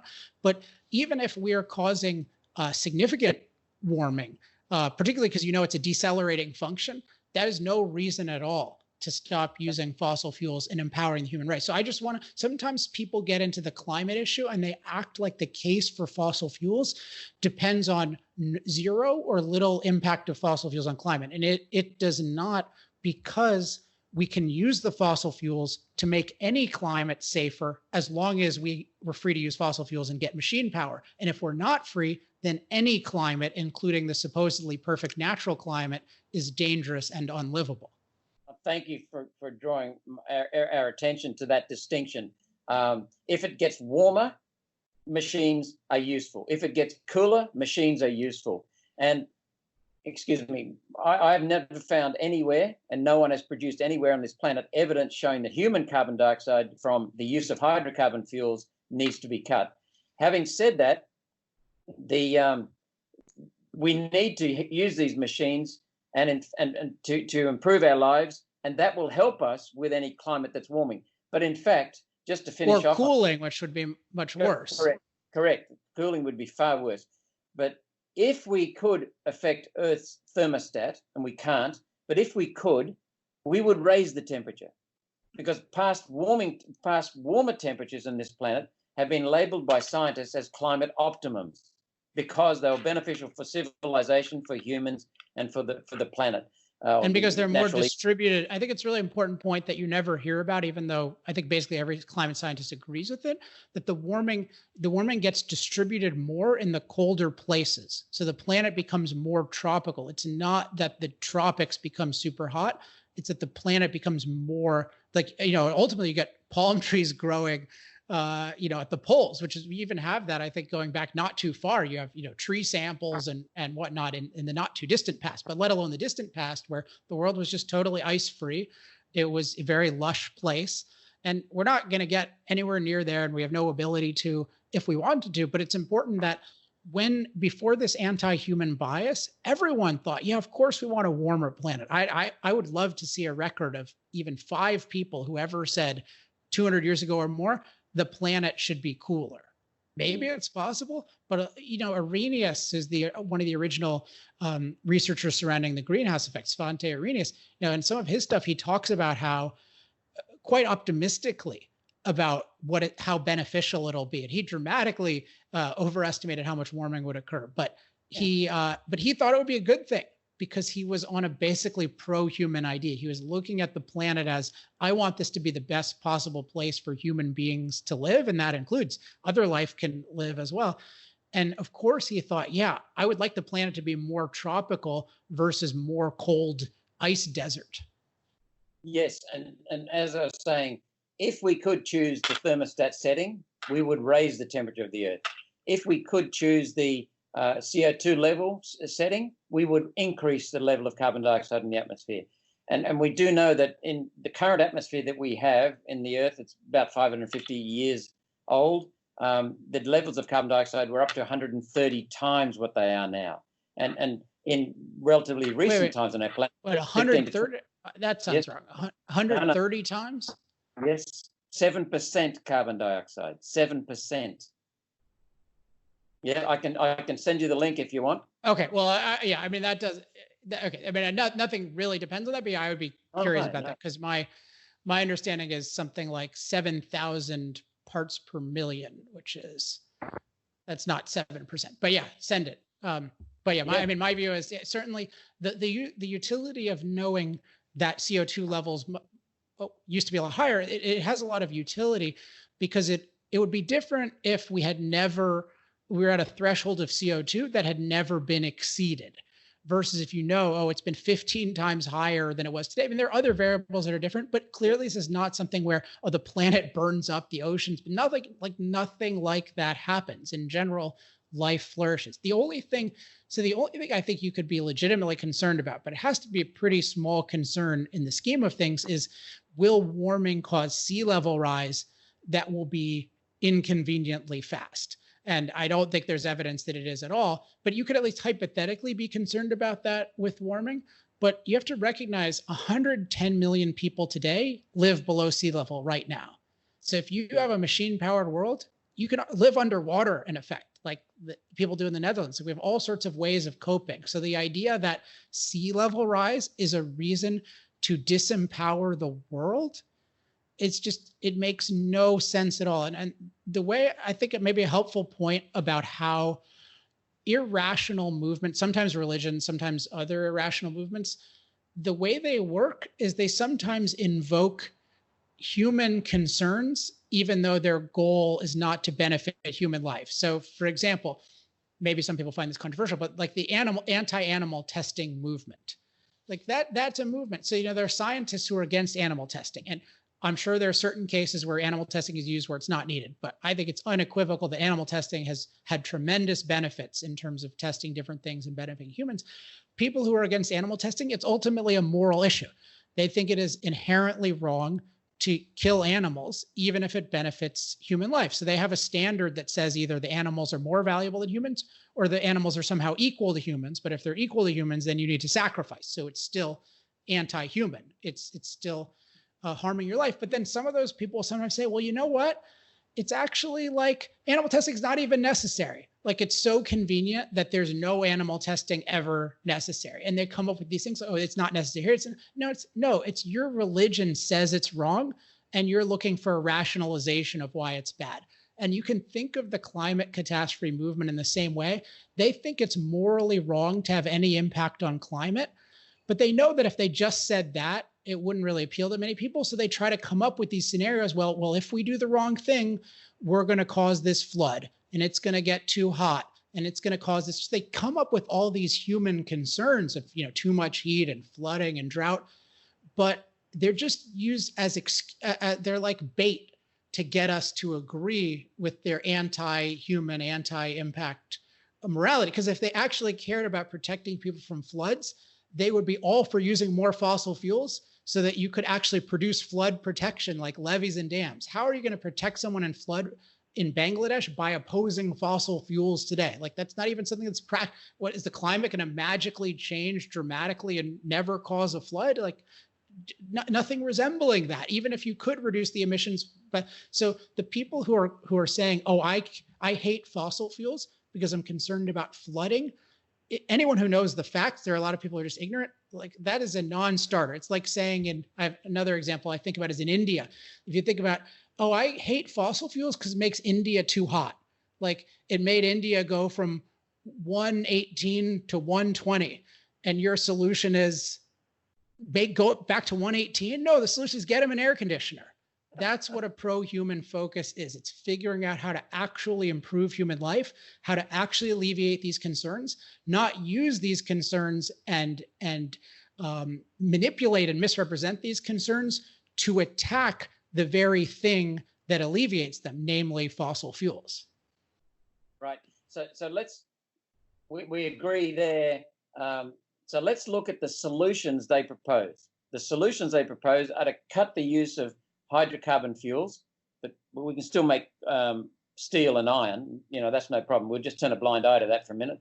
But they want to cut the use of hydrocarbon fuels for transportation, for lighting, heating, etc. Mm-hmm. And what they want us to do is to use intermittent energy sources that are taking us back to being dependent on nature, solar and wind. And your figure 2.2 here is something that people should be aware of. With natural gas, there is 5.2 tons of 5.2 tons of steel required to produce a megawatt of power. With coal, there is 35.3 tons of steel required to produce a megawatt of power. With wind, there is 542 tons of iron and steel to produce a megawatt of power. That straight away tells me that the consumption of resources to make wind power is astronomical. It straight away tells me that it will never, ever compete with coal or gas or nuclear, because the energy density is just so damn low. You cannot possibly build enough of these things to power what we need. And so I want you to talk about energy density, please, because I think that is a key thing. Yeah, I think it's a key thing, although I wouldn't agree. I think the issue, so there's the issue, the two big issues that come up with what you can call preferred renewables, solar and wind. And it's interesting why they're preferred to hydro, because hydro is actually quite dense and has a track record of producing electricity, at least in certain locations, at low cost. And I think that, just to not keep you in suspense, the reason is because hydro is conceived of as having a lot of impact on nature, and solar and wind aren't, which is not at all true factually, but it's the point is, for the religion, it's just the appearance of it. So it's just the idea of, it's wrong to dam a river. You're going to interfere with the free flow of the river, and the salmon are going to have to move, and that's just morally wrong. So even if it could save the lives, improve the lives of people, say in Congo. I mean, in Africa, there are all these places where you could build hydroelectric dams, and it's criminal. I mean, obscene how people in the Western world are actually actively opposing the building of dams. But if you take the unreliable renewables, I call them unreliables, solar and wind, the two problems are, one is the diluteness problem, which you were alluding to, with they're dealing with a flow of energy that's very low density. So it doesn't have much energy, like flowing to a given portion of the earth, versus something like oil has a huge amount of energy compressed in a very small space. So all things being equal, it takes a lot more resources, including land, to harness something dilute than it takes to harness something concentrated. So that's one big strike against it. I think the biggest strike, though, by far, is the intermittent character of it, the unreliable character, the fact that solar and wind, they don't give us energy most of the time. They, even with sunlight, I mean, it's not even the majority of the time in terms of giving you enough sunlight to be meaningful in most places. And so this is very different from how the energy that we're used to works. The energy we're used to is highly controllable. We can access it whenever we want, and we can access it in the quantity that we want. So if we have, let's say, natural gas, we have enough natural gas stored so that whatever the demand is, we can go up and we can go down and we can stay the same, and we can do anything. We basically do it 24/7, 365. So the world as we know it, the machine-driven world as we know it, depends on reliable energy, including reliable electricity. But it's important that actually most energy is not electricity. Electricity is something like 25% of the world's energy. A lot of the world's energy is using fossil fuels for transportation fuel, using mostly fossil fuels for industrial heat, things like steel making and cement making, and then also using a lot of fossil fuels, particularly natural gas, for residential heat. And the reason is it's used for those is because those processes are far more cost effective than using any form of electricity. It's just more cost effective to burn the fossil fuels directly, say, to make steel, than it is usually to use electricity from any form, including low cost electricity from fossil fuels. But so if we're talking about even solar and wind, we're talking about only electricity. But the point is, even there, they don't provide reliable electricity anywhere in the world. So when you hear about people using solar and wind, you kind of think, oh yeah, they're using solar and wind in the same way they use coal or gas. It's not true. They only use solar and wind as an unreliable supplement to the reliable fuels. So when you see like X place is using X amount of solar, what's happening is, yeah, when the sun shines, so let's just take Germany. To simplify, just say they're using natural gas as a bunch of their power. They're using coal and still some nuclear, but let's just say they're using natural gas. What happens is when the sun happens to shine, and in Germany, they've spent all this money on solar panels, even though it doesn't shine very much. So when it happens to shine, then what happens? Then they dip down the use of natural gas to allow for the sun, to generate some of the machine food effect. And then when the sun sets or when a cloud comes, then the natural gas goes up. But the natural gas is doing most of the work. And in fact, if you know anything about how engines work, imagine this was a car engine. And every time the sun shone, the car engine went down. And then every time it didn't shine, it went up a little bit. That's like stop and go traffic. So it's actually very inefficient. It's a very inefficient way to use the natural gas, to have this unreliable supplement. This is one reason why when I talk to utility executives and I say, if there were no subsidies or mandates, how much solar and wind would you use? And they say zero, because it's such a pain to deal with an unreliable supplement. It's exactly like if you have an office and there's one temp agency that says to you, hey, we can give you reliable workers who are going to come to work 40 hours a week. And another temp agency says, we're going to give you unreliable workers and they're going to come whenever they feel like it. You're like, yeah, but I need reliable workers because I need to be able to do the work all the time. And what good is it if they come in whenever they feel like it? Sometimes there'll be too many and sometimes there'll be too few. So I still have to pay all the reliable workers and then I have to pay your unreliable workers. So even if you charged half as much for the unreliable workers, it's not replacing my costs. It's always adding to my costs. And this is exactly what happens with solar and wind. They don't replace the cost of the fossil fuel or nuclear infrastructure. They add to the cost. And there's this incredible accounting scam where you hear about, oh, solar is cheaper and like, et cetera. But they're not talking about a replacement cost. They're talking about an additional cost. They're saying like, I'm making these solar panels, they only cost this much, but they're not replacing the natural gas infrastructure. And in fact, they're making it, you use it inefficiently through the stop and go traffic. And also if you're cycling up your power plants, sometimes you turn them on and off to accommodate the sun and the wind, it's debilitating to them. So you're actually wearing them out quickly. Like if you drive your car irresponsibly, you wear it out quickly. So these are not, the key is they're not replacements. They're at best supplements. And they're usually just useless and wasteful duplication. And that's why whenever solar and wind are used, they add costs to electricity on the grid rather than subtract them. So if you understand that these are always added costs, not replacement costs, that helps you sort through a lot of the fraud. And it really is fraud. And it's really an embarrassment the way even the energy industry portrays this. They're just all the time saying, oh, solar is cheap, wind is cheap. And Michael Schellenberger, one of my favorite energy commentators, the author of the new book, Apocalypse Never, which is a very valuable book, like he has a good article that says, if solar and wind are so cheap, basically, why is electricity so expensive whenever they're used? And the reason is because they are parasites that add costs to the grid. They don't replace the costs of the grid. And there is no demonstrated potential whatsoever for them to replace a reliable grid on a large scale. All this talk of we're going to make enough batteries, we're going to connect enough of them together, and somehow the sun is always shining somewhere. Like these are all fantasies. There's no place in the world that does them, that is actually planning to do this. In reality, solar and wind are just expensive added costs to the grid that are parasites, and there is no possibility of them being replacements, even very expensive replacements. So, I mean, if we mandated them as replacements, we'd do something with them, but we can't even use these unreliables to make themselves. We cannot use solar panels to make solar panels. We can't use wind turbines to make wind turbines. So the whole making of these parasitical forms of energy is dependent on fossil fuels, particularly oil, which is the best fuel in most cases for mobility. So the idea when people talk about 100% renewable, mostly solar and wind, even for electricity, and they talk about it for all energy, that is a policy that is equal parts ignorant and genocidal.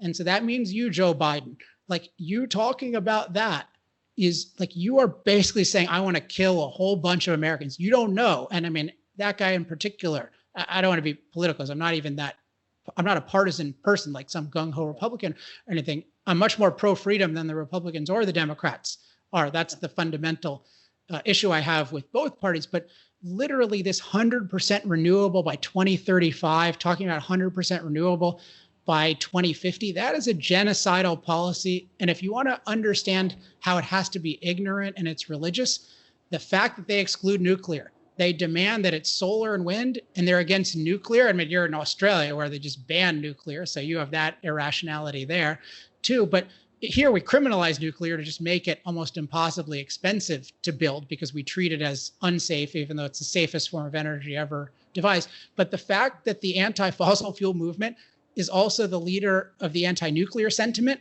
that shows that they have no interest in replacing fossil fuels with something good. They're just interested in destroying fossil fuels because they think it's wrong to impact the planet and fossil fuels impact the planet. And they think nuclear is bad because nuclear is actually productive. And also they think it's unnatural to split the atom and create, new form of waste, even though we can manage that form of waste very safely, a lot more safely than, say, solar waste. But most people don't know yet about solar waste. But when they do know about solar waste, guess what? The anti-fossil fuel movement, the green movement, they're going to be anti-solar too. So if solar was ever any good on any scale, the anti-impact movement would say it has too much impact. And you already see this, like they oppose solar panels in the desert, they oppose wind turbines. Why? Because they have a lot of impact. And in fact, they have the most impact because they take so many resources and they take up so much space. And they often take up space near a lot of really nice species, particularly birds. And that's not my foremost concern, but it is notable that when you try to derive your energy from something that's low density, that needs to be in a certain location in nature, it's a lot like when people used to feed off trees. They need to consume nature to survive. And so if you're using wind turbines, basically you need to consume these huge tracts of land, in effect, kill all these, very rare birds, in some cases, very nice birds like eagles, to do that. So that's not the most important aspect. The most important aspect is these technologies are not remotely capable of producing reliable, low-cost energy of all the types we need for billions of people. The only thing that can do that is fossil fuels for the foreseeable future. Nuclear might be able to if we decriminalize it, but nuclear is declining around the world right now because it's so decriminalized. So there's no hope of that scaling. I mean, by 2050, there's nothing resembling that. Hydro is limited by location, and even that is opposed by the green movement. So if we want to live, we want billions of people to live and to be empowered with machine power, then we need more fossil fuels, not less. That's the moral case for fossil fuels. And fortunately, the CO2 is probably a net benefit, but it's certainly nothing resembling a catastrophe. So that's even better. Well, there are a number of important points. Our flourishing as a species, and we continue to learn, but our flourishing as a species in the last 170 years has been due to our creativity and due to our improved systems of governance in the 19th century when there was greater freedom. And it's now under threat because we are being subject to a lot of control. So the creativity, the freedom that drove that creativity. And then the other thing that I think is a very important factor is the ever decreasing real price of electricity and energy. That is a sheer fact until about 20 years ago. And as we discussed at the start, when you decrease the price of energy, you increase the productivity, you increase the wealth, you increase human flourishing. So what they've done, these religious fanatics, what they've done in the last 20 years is reverse that trend, and they've artificially increased it. So we've reversed the human productivity, the human progress curve completely. And that's going to be very, very bad in the future. So what we need to do is to get away from these mandated religious symbols and get back to high density energy, reliable, affordable, environmentally responsible, and accessible, and also synchronized so that they're easier to manage. Just one quick example in the U.S. If you look at the prices of coal and certainly natural gas, so the basic raw inputs to what American electricity has been historically, and certainly, and uranium is not a very big input cost for nuclear, but if you take coal and gas, those have generally gone down in price, particularly gas. So US electricity should have gotten a lot cheaper, but instead it got dramatically more expensive. And it's because we added the costs of these unreliables. Remember, unreliables don't replace costs. They add costs to the grid. So the US isn't nearly as bad as Germany, which pays 3 to 4 times what we do for electricity because they have added so many unreliables. But even then, they're mostly reliables themselves. But it's just really important that were it not for these irrational restrictions on energy, energy would be a lot cheaper in the US and elsewhere. But another point is that the anti-impact movement, the green movement, they consider themselves a failure because they've had so little restrictive impact. What they want to do is, because what we've seen is, prices have increased some, but the scale of energy production has at least increased. So we're producing it in many cases at a little bit higher prices, but still prices that billions of people can pay and that are cost effective for them to pay. And more people have energy. But what they want to do is they want to dramatically decrease the amount of energy, the amount of machine food that's being used in the world. And again, 3 billion people use virtually no energy. The energy analyst Robert Bryce has this great statistic that 3 billion people individually, their total electricity use is less than his refrigerator uses. So all the electricity that these individuals use in their lives is less than his refrigerators. You just think about that. 3 billion people have so little machine power. And we have this whole movement that says, let's prevent our crucial source of energy for the billions of people who have it. Let's restrict it for the people who have it. And let's basically completely forbid it to the people who don't. And let's force them to somehow use unreliables, which we have no idea how to use, let alone people who are much poorer. Immoral and anti-human. And let's talk then about the motives. What drives the demonization of hydrocarbon fuels? This liberated humanity from poverty, liberated humanity from ignorance, and given us comfort and security. What drives people like Ehrlich, Paul Ehrlich, John Holdren, I forgot, is it McKibben? And Bill McKibben. Bill McKibben, that's it. What drives these people? And Morris Strong, the creator of global warming and the fomenter of this scam on energy. What drives these people? Well, I think there are a lot of different motives, but when I look for motives and things, I like to start out with what people say their motives actually are, and particularly what their values are. And then I work from there. And with Ehrlich and with McKibben and Holdren, particularly McKibben is maybe the most explicit about this. They say our goal, like our highest value, is unchanged nature. So that's and there's a question of why is that a value? Because it's such an anti-human value, but they'll say that, like, we believe in preserving the earth.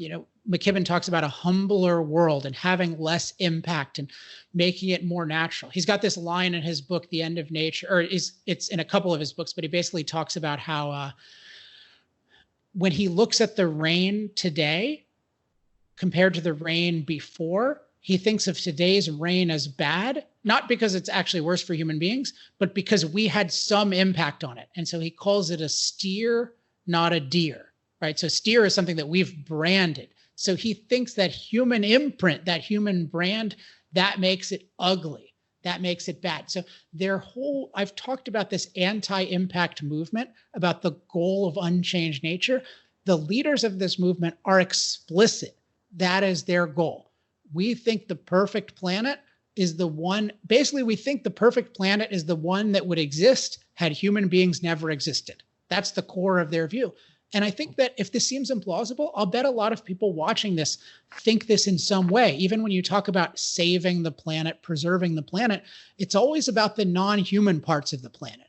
Saving the environment, it's always about the non-human parts of an environment. So we are viewed as unnatural, environmentally bad, anti-environment.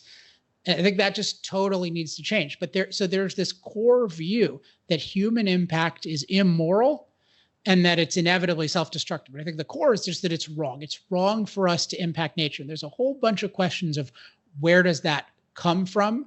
But that's an evil enough motive for me. But I think one place it comes from, because people might think, so some people, when they learn about the ideal of unchanged nature when they realize that's what green really means. And they think, I don't want to be green. I don't want to minimize my impact. I want to maximize my well-being. And that means minimizing negative impacts, but maximizing positive impacts. When people realize the real meaning of green, most people say, I don't want anything to do with that. That's like green is a 4-letter word to me. But the leaders, they know what green means. So the question is, why would a human find an anti-human set of ideas appealing? That's kind of the psychological mystery I think people run into. And first of all, historically, a lot of humans have found anti-human ideas appealing. If you look at communism, for example, I mean, killing hundreds of million, 100 million plus people, and people found it appealing. Nazism, people found appealing. Now, in those, you could say, well, part of it is maybe, well, they thought they would benefit and others wouldn't. And I think with the anti-human view, if you think about who is the anti-impact philosophy, this view that impact is immoral, who is it really directed at? Is it directed at all humans? Well, not really. What it's directed at is the most productive humans, because the most productive people are the ones who have the most impact on Earth. And if you realize that, then you start to see the basis of a motive, because it's basically a philosophy that gives you license to hate people who are productive, who are more productive than you. And this is very common, unfortunately, in human affairs, envy, where we are sometimes attracted to philosophies that make people who are actually better than us worse than us. And I think that's a lot of what this does, is it makes you feel like, oh, these people who have achieved these things and they're rich and successful, and maybe even they seem happy, like they're not any good. I'm good because I'm opposing them. Like this person who runs a coal plant and provides all this, they're not a good person. I'm a good person for shutting down the coal plant. Now, well, what are you doing? You're just destroying something. No, but I'm preserving the earth. I'm being green. So it basically says that doing nothing is the highest virtue. And I think that has appeal to people, but particularly if you get to condemn people who are better. So I think a lot of motives of anti-human ideas come from the license to condemn people who are better. I think a parallel is, why do we have this condemnation in the US? Actually, I guess there's a tall poppy thing in Australia, which is interesting. But in the US, we've had this movement in the last 15 or 10 years or so about the 1%. And the idea, the 1% are bad. And there's always some plausible thing to it, like, oh, well, certain members of the 1% didn't earn it. But obviously, certain members of the 1% did earn it. I mean, if you think about what Jeff Bezos has achieved with Amazon and how much that has helped us in terms of being able to get valuable things in our lives very quickly, more affordably, it's unbelievable. Of course, that guy deserves $1 trillion. Like without that kind of achievement, I mean, and he doesn't have $1 trillion yet, but if he had $1 trillion, I wouldn't have an issue. Or what Steve Jobs did at Apple in terms of turning around that company from near bankruptcy to being the most innovative company in the world, probably, and inventing all these things that sometimes we abuse, but are just amazing tools in terms of what they give us. So how could you possibly have a philosophy that just blanket condemns the 1%? Well, and how could people buy into that? Well, part of it is people like the idea that people who have achieved more, some people like this, are somehow worse. And I think as individuals, we have to be on the lookout for these kinds of negative motives and for adopting philosophies that make us feel superior or less inferior versus looking for philosophies that are true and that are actually good for all humans. Right. And I noticed that you rarely use any political language. You don't talk about Democrats or Republicans. You mentioned each party once and just together. But I detest the discussion between left and right because that's meaningless. Yeah. What I do is to talk about freedom versus control. I agree. And that seems to be the fundamental problem of the human condition, the ego, the fear-based control element of people. And we have, I think, two groups of people running this. We have the Morris Strongs, he died in 2015, and he fabricated this global warming scare, and he did a masterly job. The guy was incredibly bright, incredibly effective networker, able to marshal people. He knows what drives people. He knows how to pull people's strings. He knows how to manipulate leaders, because leaders of nations, people tend to look up to them, but they're bloody hopeless, most of them.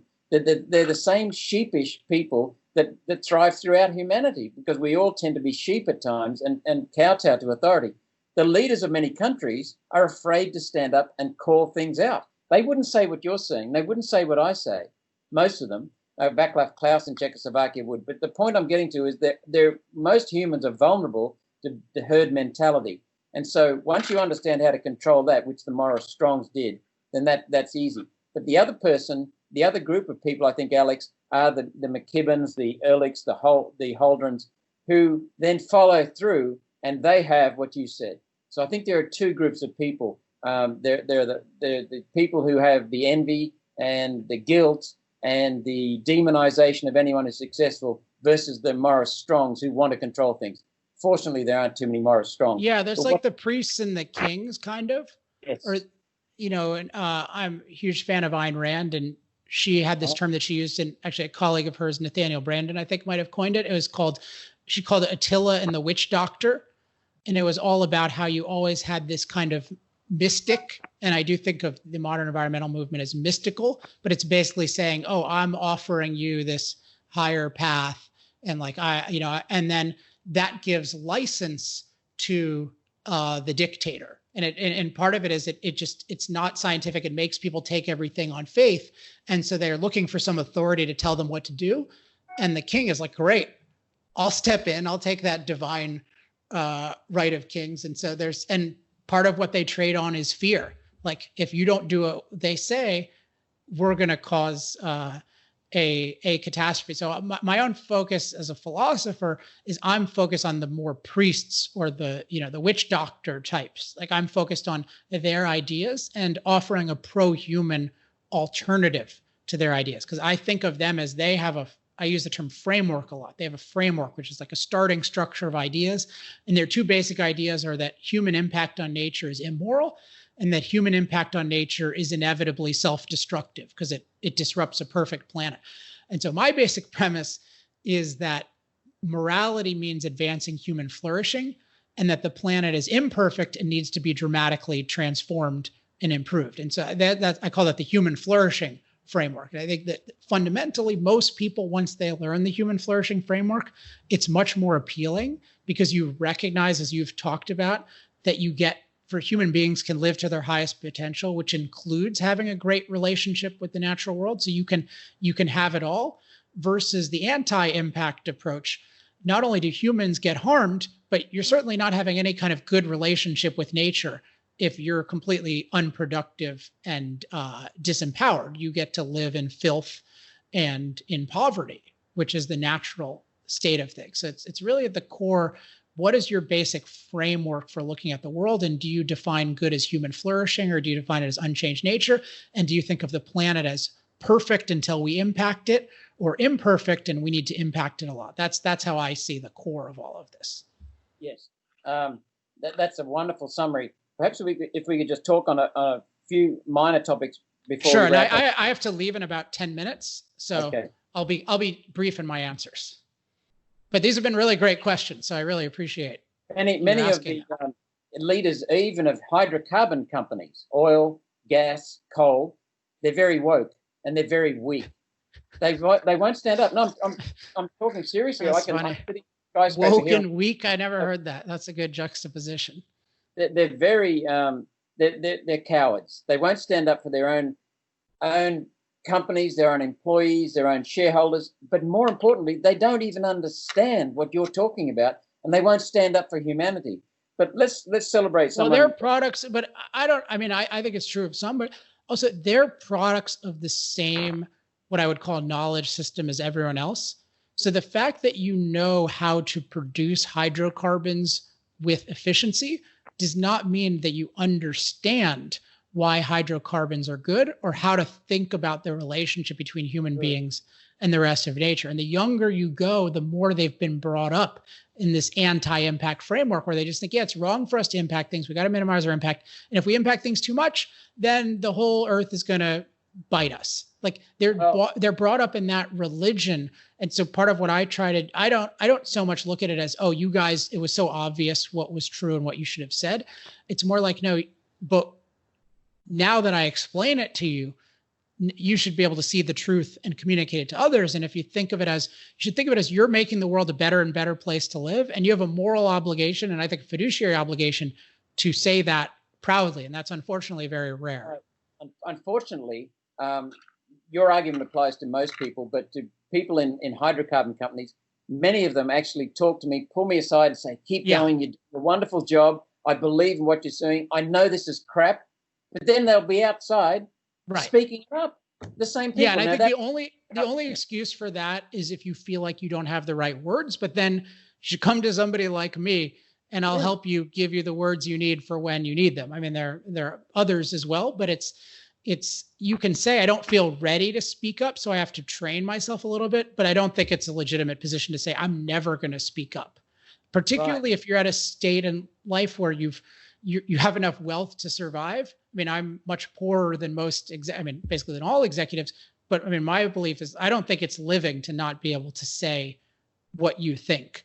And one of the benefits of, I used to be actually poor, not that I grew up in a poor environment, but I was just an entrepreneur and I had no money and nobody was subsidizing me. And like, even then I would say what I think, but one of the benefits of being more productive and having more money, the biggest benefit is having more control, as you mentioned, like more control over my life, but that includes having more autonomy to say what I think and not to worry about the consequences. Now, if you have like a lot of money, that is an incredible ability that you have that you, for your own happiness, but let alone the benefit of everyone else, you should not squander by being silent when, the world depends on people who know saying what's true, and there's not enough of that. Right. And most people, I get this all the time. I never met one person who told me, you know what, Alex, I disagree with you more than I'm willing to say publicly, but everyone says I agree with you more than I'm willing to say publicly. Like including people who say, who endorse climate catastrophe to some degree, they'll like always privately say, yeah, I don't really believe this, but I have to say it. And I just don't believe in living life that way. Well, I don't know if you know Mark Morano, but he used to be a staffer in Senator James Inhofe's office. And Senator Inhofe just assumed, and Mark confirmed this, just assumed that this climate stuff was real. And then something triggered him, and he started asking questions and started going into the IPCC materials, and he realized it was rubbish. And he then, instead of going to vote in favor of the cap and trade carbon dioxide tax in the US Congress, he turned the whole Senate against that. And he saved the carbon tax from coming into your country. And if the Americans had been lumbered with that carbon dioxide tax, every country on earth would have had it. And that was what stopped it. So one man, by actually questioning things, standing up, speaking out, and then going and building coalitions to stop that, he actually caused the Democrats to turn as well. And so one man, by telling the truth and by speaking and working, saved the whole planet from a really insidious form of control, which would have not only controlled energy use, it would have controlled the way property is done, property rights, it would have controlled so many things about how we live, our livelihoods. And what I can see in your country is you've had people like Al Gore, Obama, Clinton's, G.W. Bush, basically weak and following this UN parade. In our country, we've had all the prime ministers of recent times. We've had even people like Matt Canavan and Barnaby Joyce, who were strong skeptics in climate. When they get to positions of power, they have to buckle under and start speaking the climate crap and the climate catastrophism. So we see Angus Taylor, our Minister for for Energy in this country, is killing energy, even though he laughs with me at how stupid this climate alarm is. So we've got the Treasurer, he's a skeptic as well, but now he's handing out subsidies to the intermittent energy suppliers. And so what we're seeing is these people who know it's rubbish actually helping to demonize hydrocarbon fuels. And so it just wonders, it seems to me the only form of government that is possible is a minimal form of central government and decentralized government as much as possible. I just wonder if you had any thoughts on that, because we've got to minimize government, because government is where the UN filters everything through the government and pushes national governments and gets control of key people in the party rooms of the main parties. And that's how they do it. And that's how we're getting all this. And then they align people from intermittent energy suppliers with incentives, so they come on board because there's something in it for them. So we've got this massive movement, all thinking they're doing the right thing, but they have no idea what they're really doing, all because humans in many forms are simply, in many ways, are just afraid of rocking the boat. So somehow we've got to stop people using government to control our lives, because that's essentially what's happening. Yeah, so you raise a lot of great points. I'll just make 2 points. I think one is that, I mean, it's just so crucial to challenge climate catastrophism. And I think what I would emphasize is what you really want to focus on with climate catastrophism, insofar as you're just focusing on the climate piece, is you want to focus on the fact that the livability of climate is better than ever. That we've never had a more livable climate. There's too much focus, I think, on degrees of change, like how much have the climate conditions changed. But the real key is the livability of the climate. You can focus, if you want, on the safety of climate. That has never been better. And so that puts the burden on the catastrophist to explain how is something that we're making safe, how is that going to just suddenly become more dangerous? And those facts are very available. They're non-disputable. And the more that gets spread, and I'm happy to have had some influence in spreading the facts about climate livability, the more that gets spread, the better. So for example, this book I mentioned, Michael Schellenberger came up with this new book, Apocalypse Never, and he's been publicizing the idea that natural disaster deaths have been declining. And that's something that 10 years ago, almost nobody was publicizing. Inder Goklani, who's a great guy in the US, he's the one I know who publicized it first, and I learned about it from him. But I've publicized it a lot. So this idea, I put it as fossil fuels aren't taking a safe climate and making it dangerous. They're taking a dangerous climate and making it safe. That's what people need to know. And that doesn't depend on like the UN being wrong about this exact thing. I mean, those things need to be addressed as well. But I think it's really important that we challenge climate catastrophism and make the point that the climate is more livable than ever and the world is more livable than ever, thanks to fossil fuel machines. That's I think the key positive. The other thing, which is also a positive, is you mentioned government needs to be minimal. I mean, I think we're both very strong advocates of freedom. And I would just think of it as the government needs to be limited to protecting freedom. So minimal is not very precise. I mean, it just means we want less of things. But no, we want the military. I certainly want the military to be as strong as it needs to be to protect us, but it really needs to be protecting our freedom. So I wouldn't say I want to minimize the military. No, I want to maximize the protection of rights. And so that certain government agencies are necessary, but it's to define rights in such a way that leaves every individual free to pursue their own lives and to interact voluntarily with others. And there's a lot to say about that. And if anyone wants to know, I think the best essay on this is The Nature of Government by Ayn Rand. But the founding documents of the US have a lot of good stuff on this, but it's even more than fossil fuels, freedom is the fundamental. I mean, fossil fuels are the fundamental, in a sense, they're fundamental to all our productivity. But the way we get to fossil fuels and the way we can use them to benefit us is if we're free to innovate and then free to act on our idea. So ultimately, it's all about a battle for freedom. And it's no coincidence that the opponents of fossil fuels have not only a background, but also a current history or current practice of opposing freedom. There's this idea that, of calling the green movement the watermelon movement, because it's green on the outside and red on the inside, red as in communistic. And there's a lot of truth to that. But if you think about it, the whole idea that we're destroying the planet is the ultimate pretext for restricting freedom, because it basically says anything we do productively is bad. And so the government gets to control us. And so the people who hate achievement and productivity, that checks a box for them, because it says it's basically anti-doing anything. And for the people who want control, wow, what could be a greater thing to control than human impact? And for that matter, what could be a greater thing to control than the byproduct of basically every machine in the world, CO2? Like, that is the ultimate control. So it's very important. It's an anti-freedom movement. And when we say we're pro-fossil fuels, what we're really pro is the freedom to use fossil fuels. We don't want to impose fossil fuels on anyone. We don't have a fetish for fossil fuels.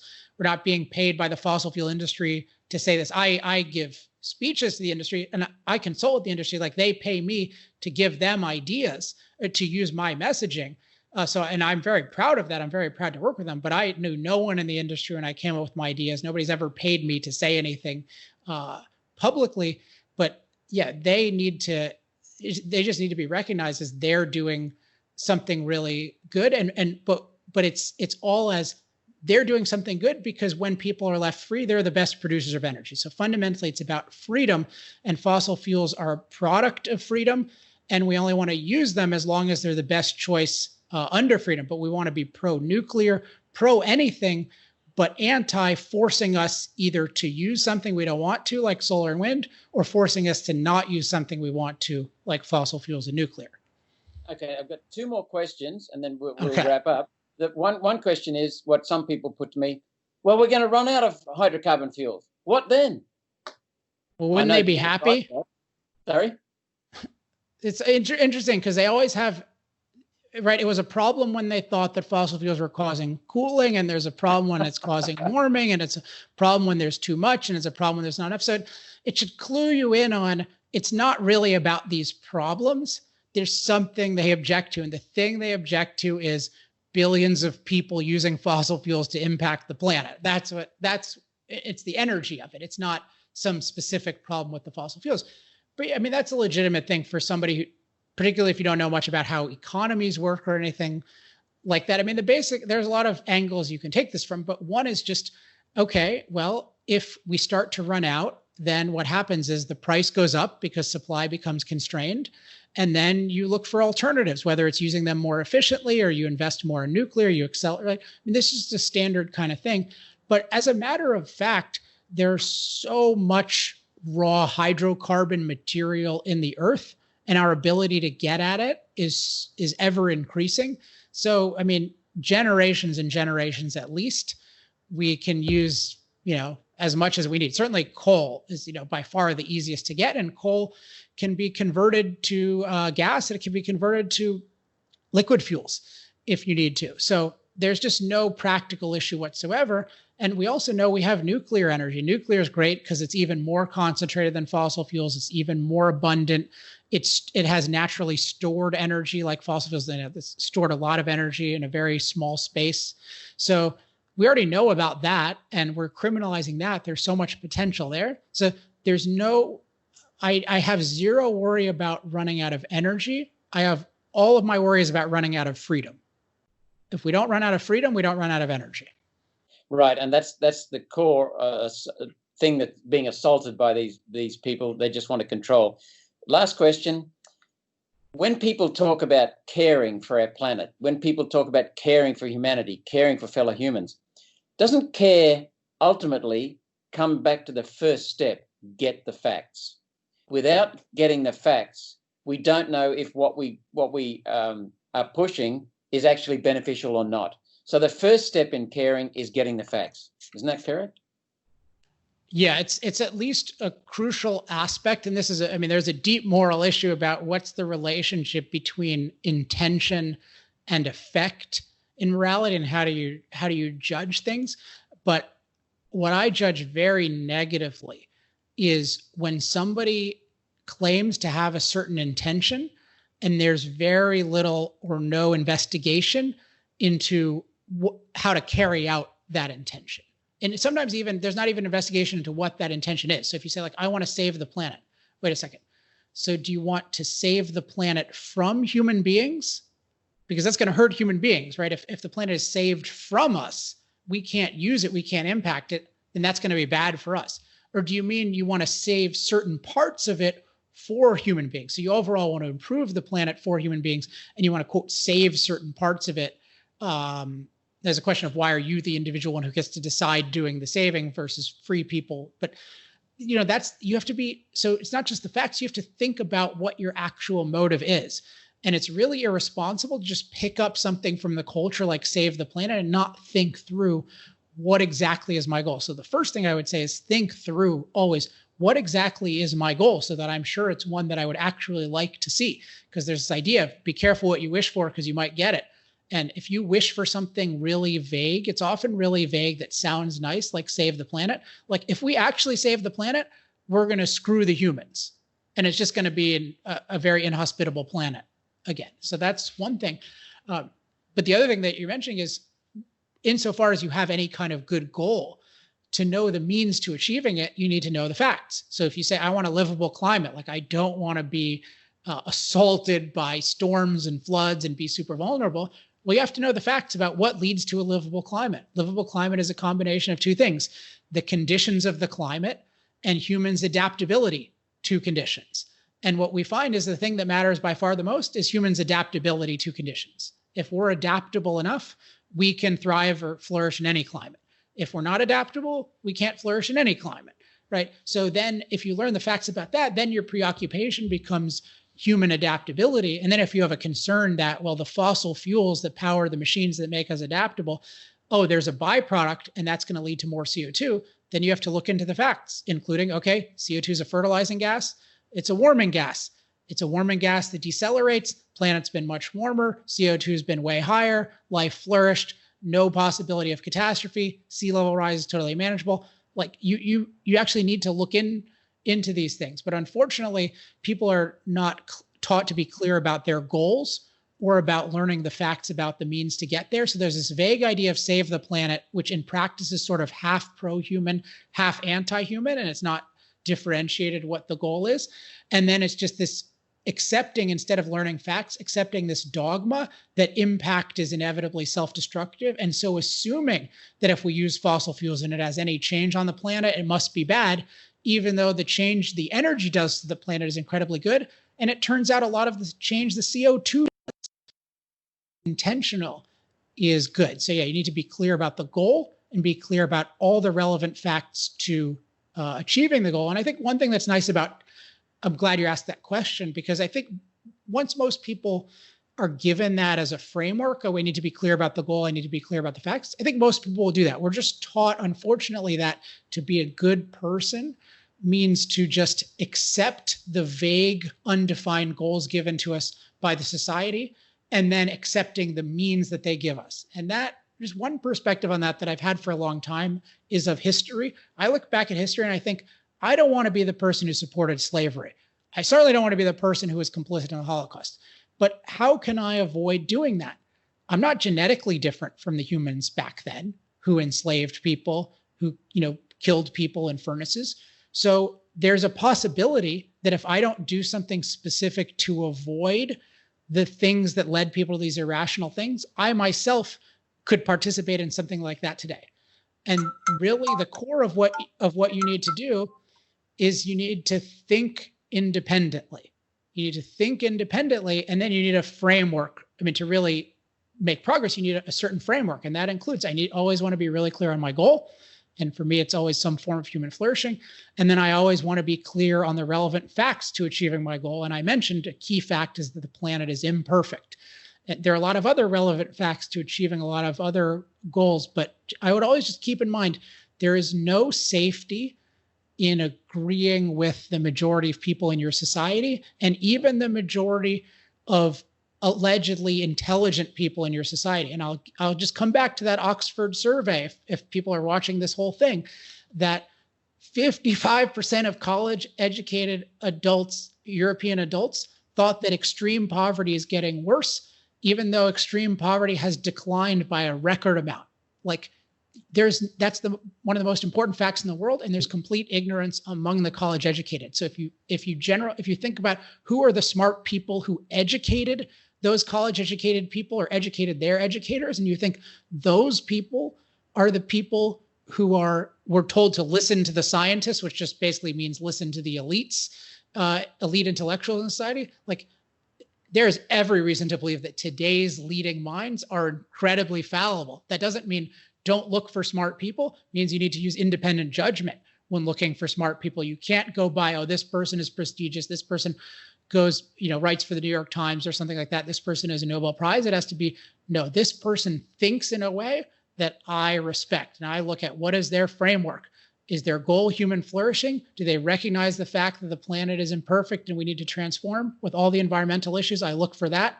And when I look for that, I find really smart people like Patrick Moore who actually care about human life and who actually give me relevant facts. And when I don't, I find people like Michael Mann, who said explicitly he thinks the world should have 1 billion people. Someone who thinks the world should have 1 billion people, I'm going to take advice from him only if I want to die. And speaking of death, I just put in this figure. Maurice Strong, who created or fabricated this global warming scam and led to climate scam, he was also the manipulator who put himself in a position where the UN formed the United Nations Environmental Programme, UNEP, in 1972. He was the first Secretary General or the head of the UNEP. One of the things that UNEP did very early on was they banned the use of DDT. As a result of that, and based on contradicting the evidence, by the way, and based on that, 50 million people are estimated to have died. So as well as communism and fascist communism or fascist socialism in Germany, as well as communism in China and Russia, we have the United Nations form of form of genocide, which is killing 50 million people through garbage, absolute garbage, fabricating stuff, and now they're actually harming billions of people, keeping billions of people back on this climate scam and stopping the flourishing of future generations. I mean, this is just absolutely criminal. It is. And the DDT is a good example because it shows that this kind of thing is, I don't know, I haven't looked into the exact numbers, but I mean, the fundamental thing is DDT was this incredible pesticide and an incredible anti-malarial agent. Yes. And really, what's the core of it? Well, DDT had an impact on nature, so it must be immoral and it must be self-destructive. And so I read a book that says that eggshells are thinner, and so I'm going to ban it. What harm could come from that? And no, the harm that could come from that is DDT radically improved nature. It made Correct. It a safer place for human beings. But to see that, you need to be open to the idea that we can improve nature. It goes to the idea the planet is imperfect and it needs to be dramatically transformed and improved to advance human flourishing. So I think what I keep trying to stress is so much of this issue is about our framework or our philosophy coming into that, and that determines how we process the facts. And if you come to it from a human flourishing based framework, then you won't be so surprised how Alex Epstein or Malcolm Roberts can think, I'm proud to be a human, I'm proud to be involved with fossil fuels, because you'll see it makes human life better. What could be better than that? And it clearly does. So I'm going to just quote Thomas Sowell, who's an African-American, who's a philosopher and an economist. And he says, several quotes here, "When I was growing up, we were taught the stories of people whose inventions and scientific discoveries had expanded the lives of millions of other people. Today, students are being taught to admire those who complain, denounce, and demand." He also said, "We are living in an era when sanity is controversial and insanity is just another viewpoint and degeneracy only another lifestyle." The third thing I'm going to quote from him, "One of the sad signs of our times is that we have demonized those who produce, subsidized those who refuse to produce, and canonized those who complain." And Alex, I'm going to hold up this article, "The Moral Case for Fossil Fuels." Where can people get it? The key to winning. Well, I would just say if anyone wants to reach me about anything, you can email me at alex@alexepstein.com. That article is, I really like that. That was written before The Moral Case for Fossil Fuels, the book. So the book you can get on Amazon. Just search Moral Case for Fossil Fuels. I'm not even sure where we have that essay. If you search for that, you can find it. But if anyone is interested in contacting me for whatever reason, I'll respond at some point. alex@alexepstein.com. And I want to congratulate you for your book. I read this book a few years ago. You've had so many positive reviews of the book: Wall Street Journal, Barron's, National Review, Reason, Washington Free Beacon. I'm not trying to sell your book for you, but I think it's such a message that I hope many people buy it, because this is really so clearly written, so simply written, so factual, and yet it's not dry and boring. It is uplifting. It's a wonderful book because it is about humans and restoring a pro-human case for our planet. and a pro-planet position as well. And Alex, I think it's important. I was in the United States. I was living there and working there when Ronald Reagan came to power. And whether Reagan's good or bad, I'm not interested. I happen to like the man and admire him. I saw what he did. But what I really liked about that man was that Americans, they've done so much for the world. Not all of it's good, but they've done so much for the world. And I arrived in America when Jimmy Carter was there, and the chins were on the chest after Watergate and after the Vietnam War and the Iran debacle. And Reagan came in and he just picked the whole country up just by talking common sense and giving people some pats on the back. And he took America, and away America went. And when I saw that, I saw a man who was talented and bright. We know Reagan was. He was demonized for being stupid, but that's because they feared him. But the point I'm getting to is that people flourish when they're in a positive environment. And mate, I just want to thank you. I'm starting to get teary.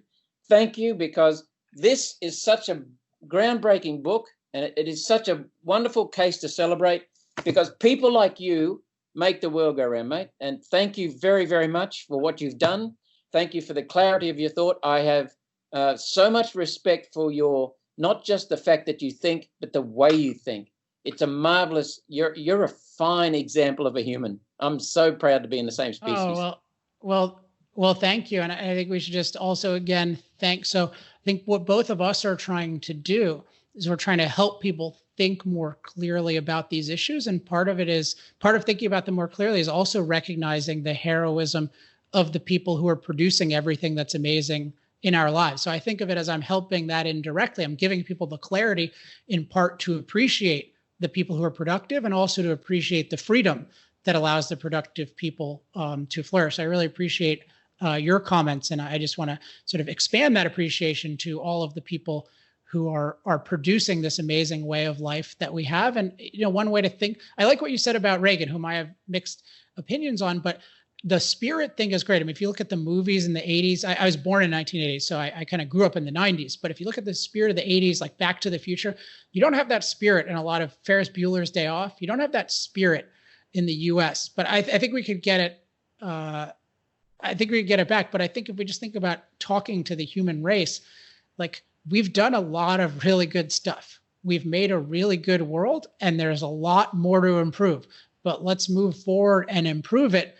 Let's not at all denounce the core of what makes us good, which is changing the world for the better using fossil fueled machines. Like, let's double down on that.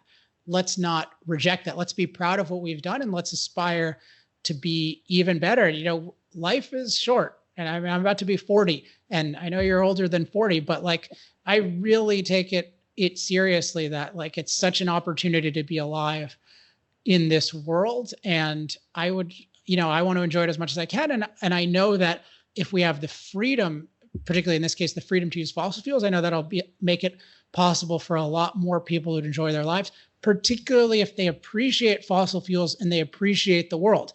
Because if you don't appreciate the world you live in, even though it's amazing, you'll be miserable, like Greta Thunberg. I don't mean to pick on her, but it's a perfect thing of, she's the most fortunate generation in history, but she feels like the worst. And if you feel like a victim and you feel like you live in a malevolent world when you live in the best world, then you can be miserable even with the greatest opportunity. So there's so much imprisonment in the mind. So part of what we can do is not only advance freedom and advance industry's ability to produce these things, but we can advance the appreciation of what industry does in the world we live in. Because if you talk about opportunity and happiness, that's so much of happiness is being appreciative of and even grateful for the world you live in and all the achievement that it's made. And I think a lot of psychology agrees with that. Unfortunately, they often sanction scaring kids with climate catastrophism and condemning the fossil fuel industry and guilt, all of which are psychologically crippling and based on falsehood. So I think we can give people not only the productive ability, the freedom, but also the appreciation of it that's going to allow them to enjoy that, which is really the point of it all. Thanks again to Senator Malcolm Roberts for interviewing me. As I've said, it was my favorite interview that I've ever done. We got to cover just a huge range of things, from the nature of energy to the superiority of fossil fuels to the nature of climate, including CO2, to the history of the planet. And most importantly, in my view, what's the basic framework by which we are thinking about all these issues, and what's the wrong framework that causes people to think about these issues in the wrong way, and then what's the right framework, what I call the Human Flourishing Project, for thinking about things in the right way. So hope you enjoyed that. As always, if you have any questions, comments, love mail, or hate mail, you can email me at alex@alexepstein.com. Sign up for our newsletter at industrialprogress.com to get our weekly Wednesday email and the Energy Clarity course. You can follow me on social media, and also, if you like my work and the work of the Center for Industrial Progress, you can support our research and development efforts and our marketing efforts by becoming an accelerator. Go to industrialprogress.com/accelerator. Hope you enjoyed this bonus episode of Power Hour. I'll be back next week with another great topic and another great guest. Until then, I'm Alex Epstein. This has been Power Hour. Power Hour. Life, liberty, and the pursuit of energy. Power Hour. The antidote to shallow thinking about energy issues.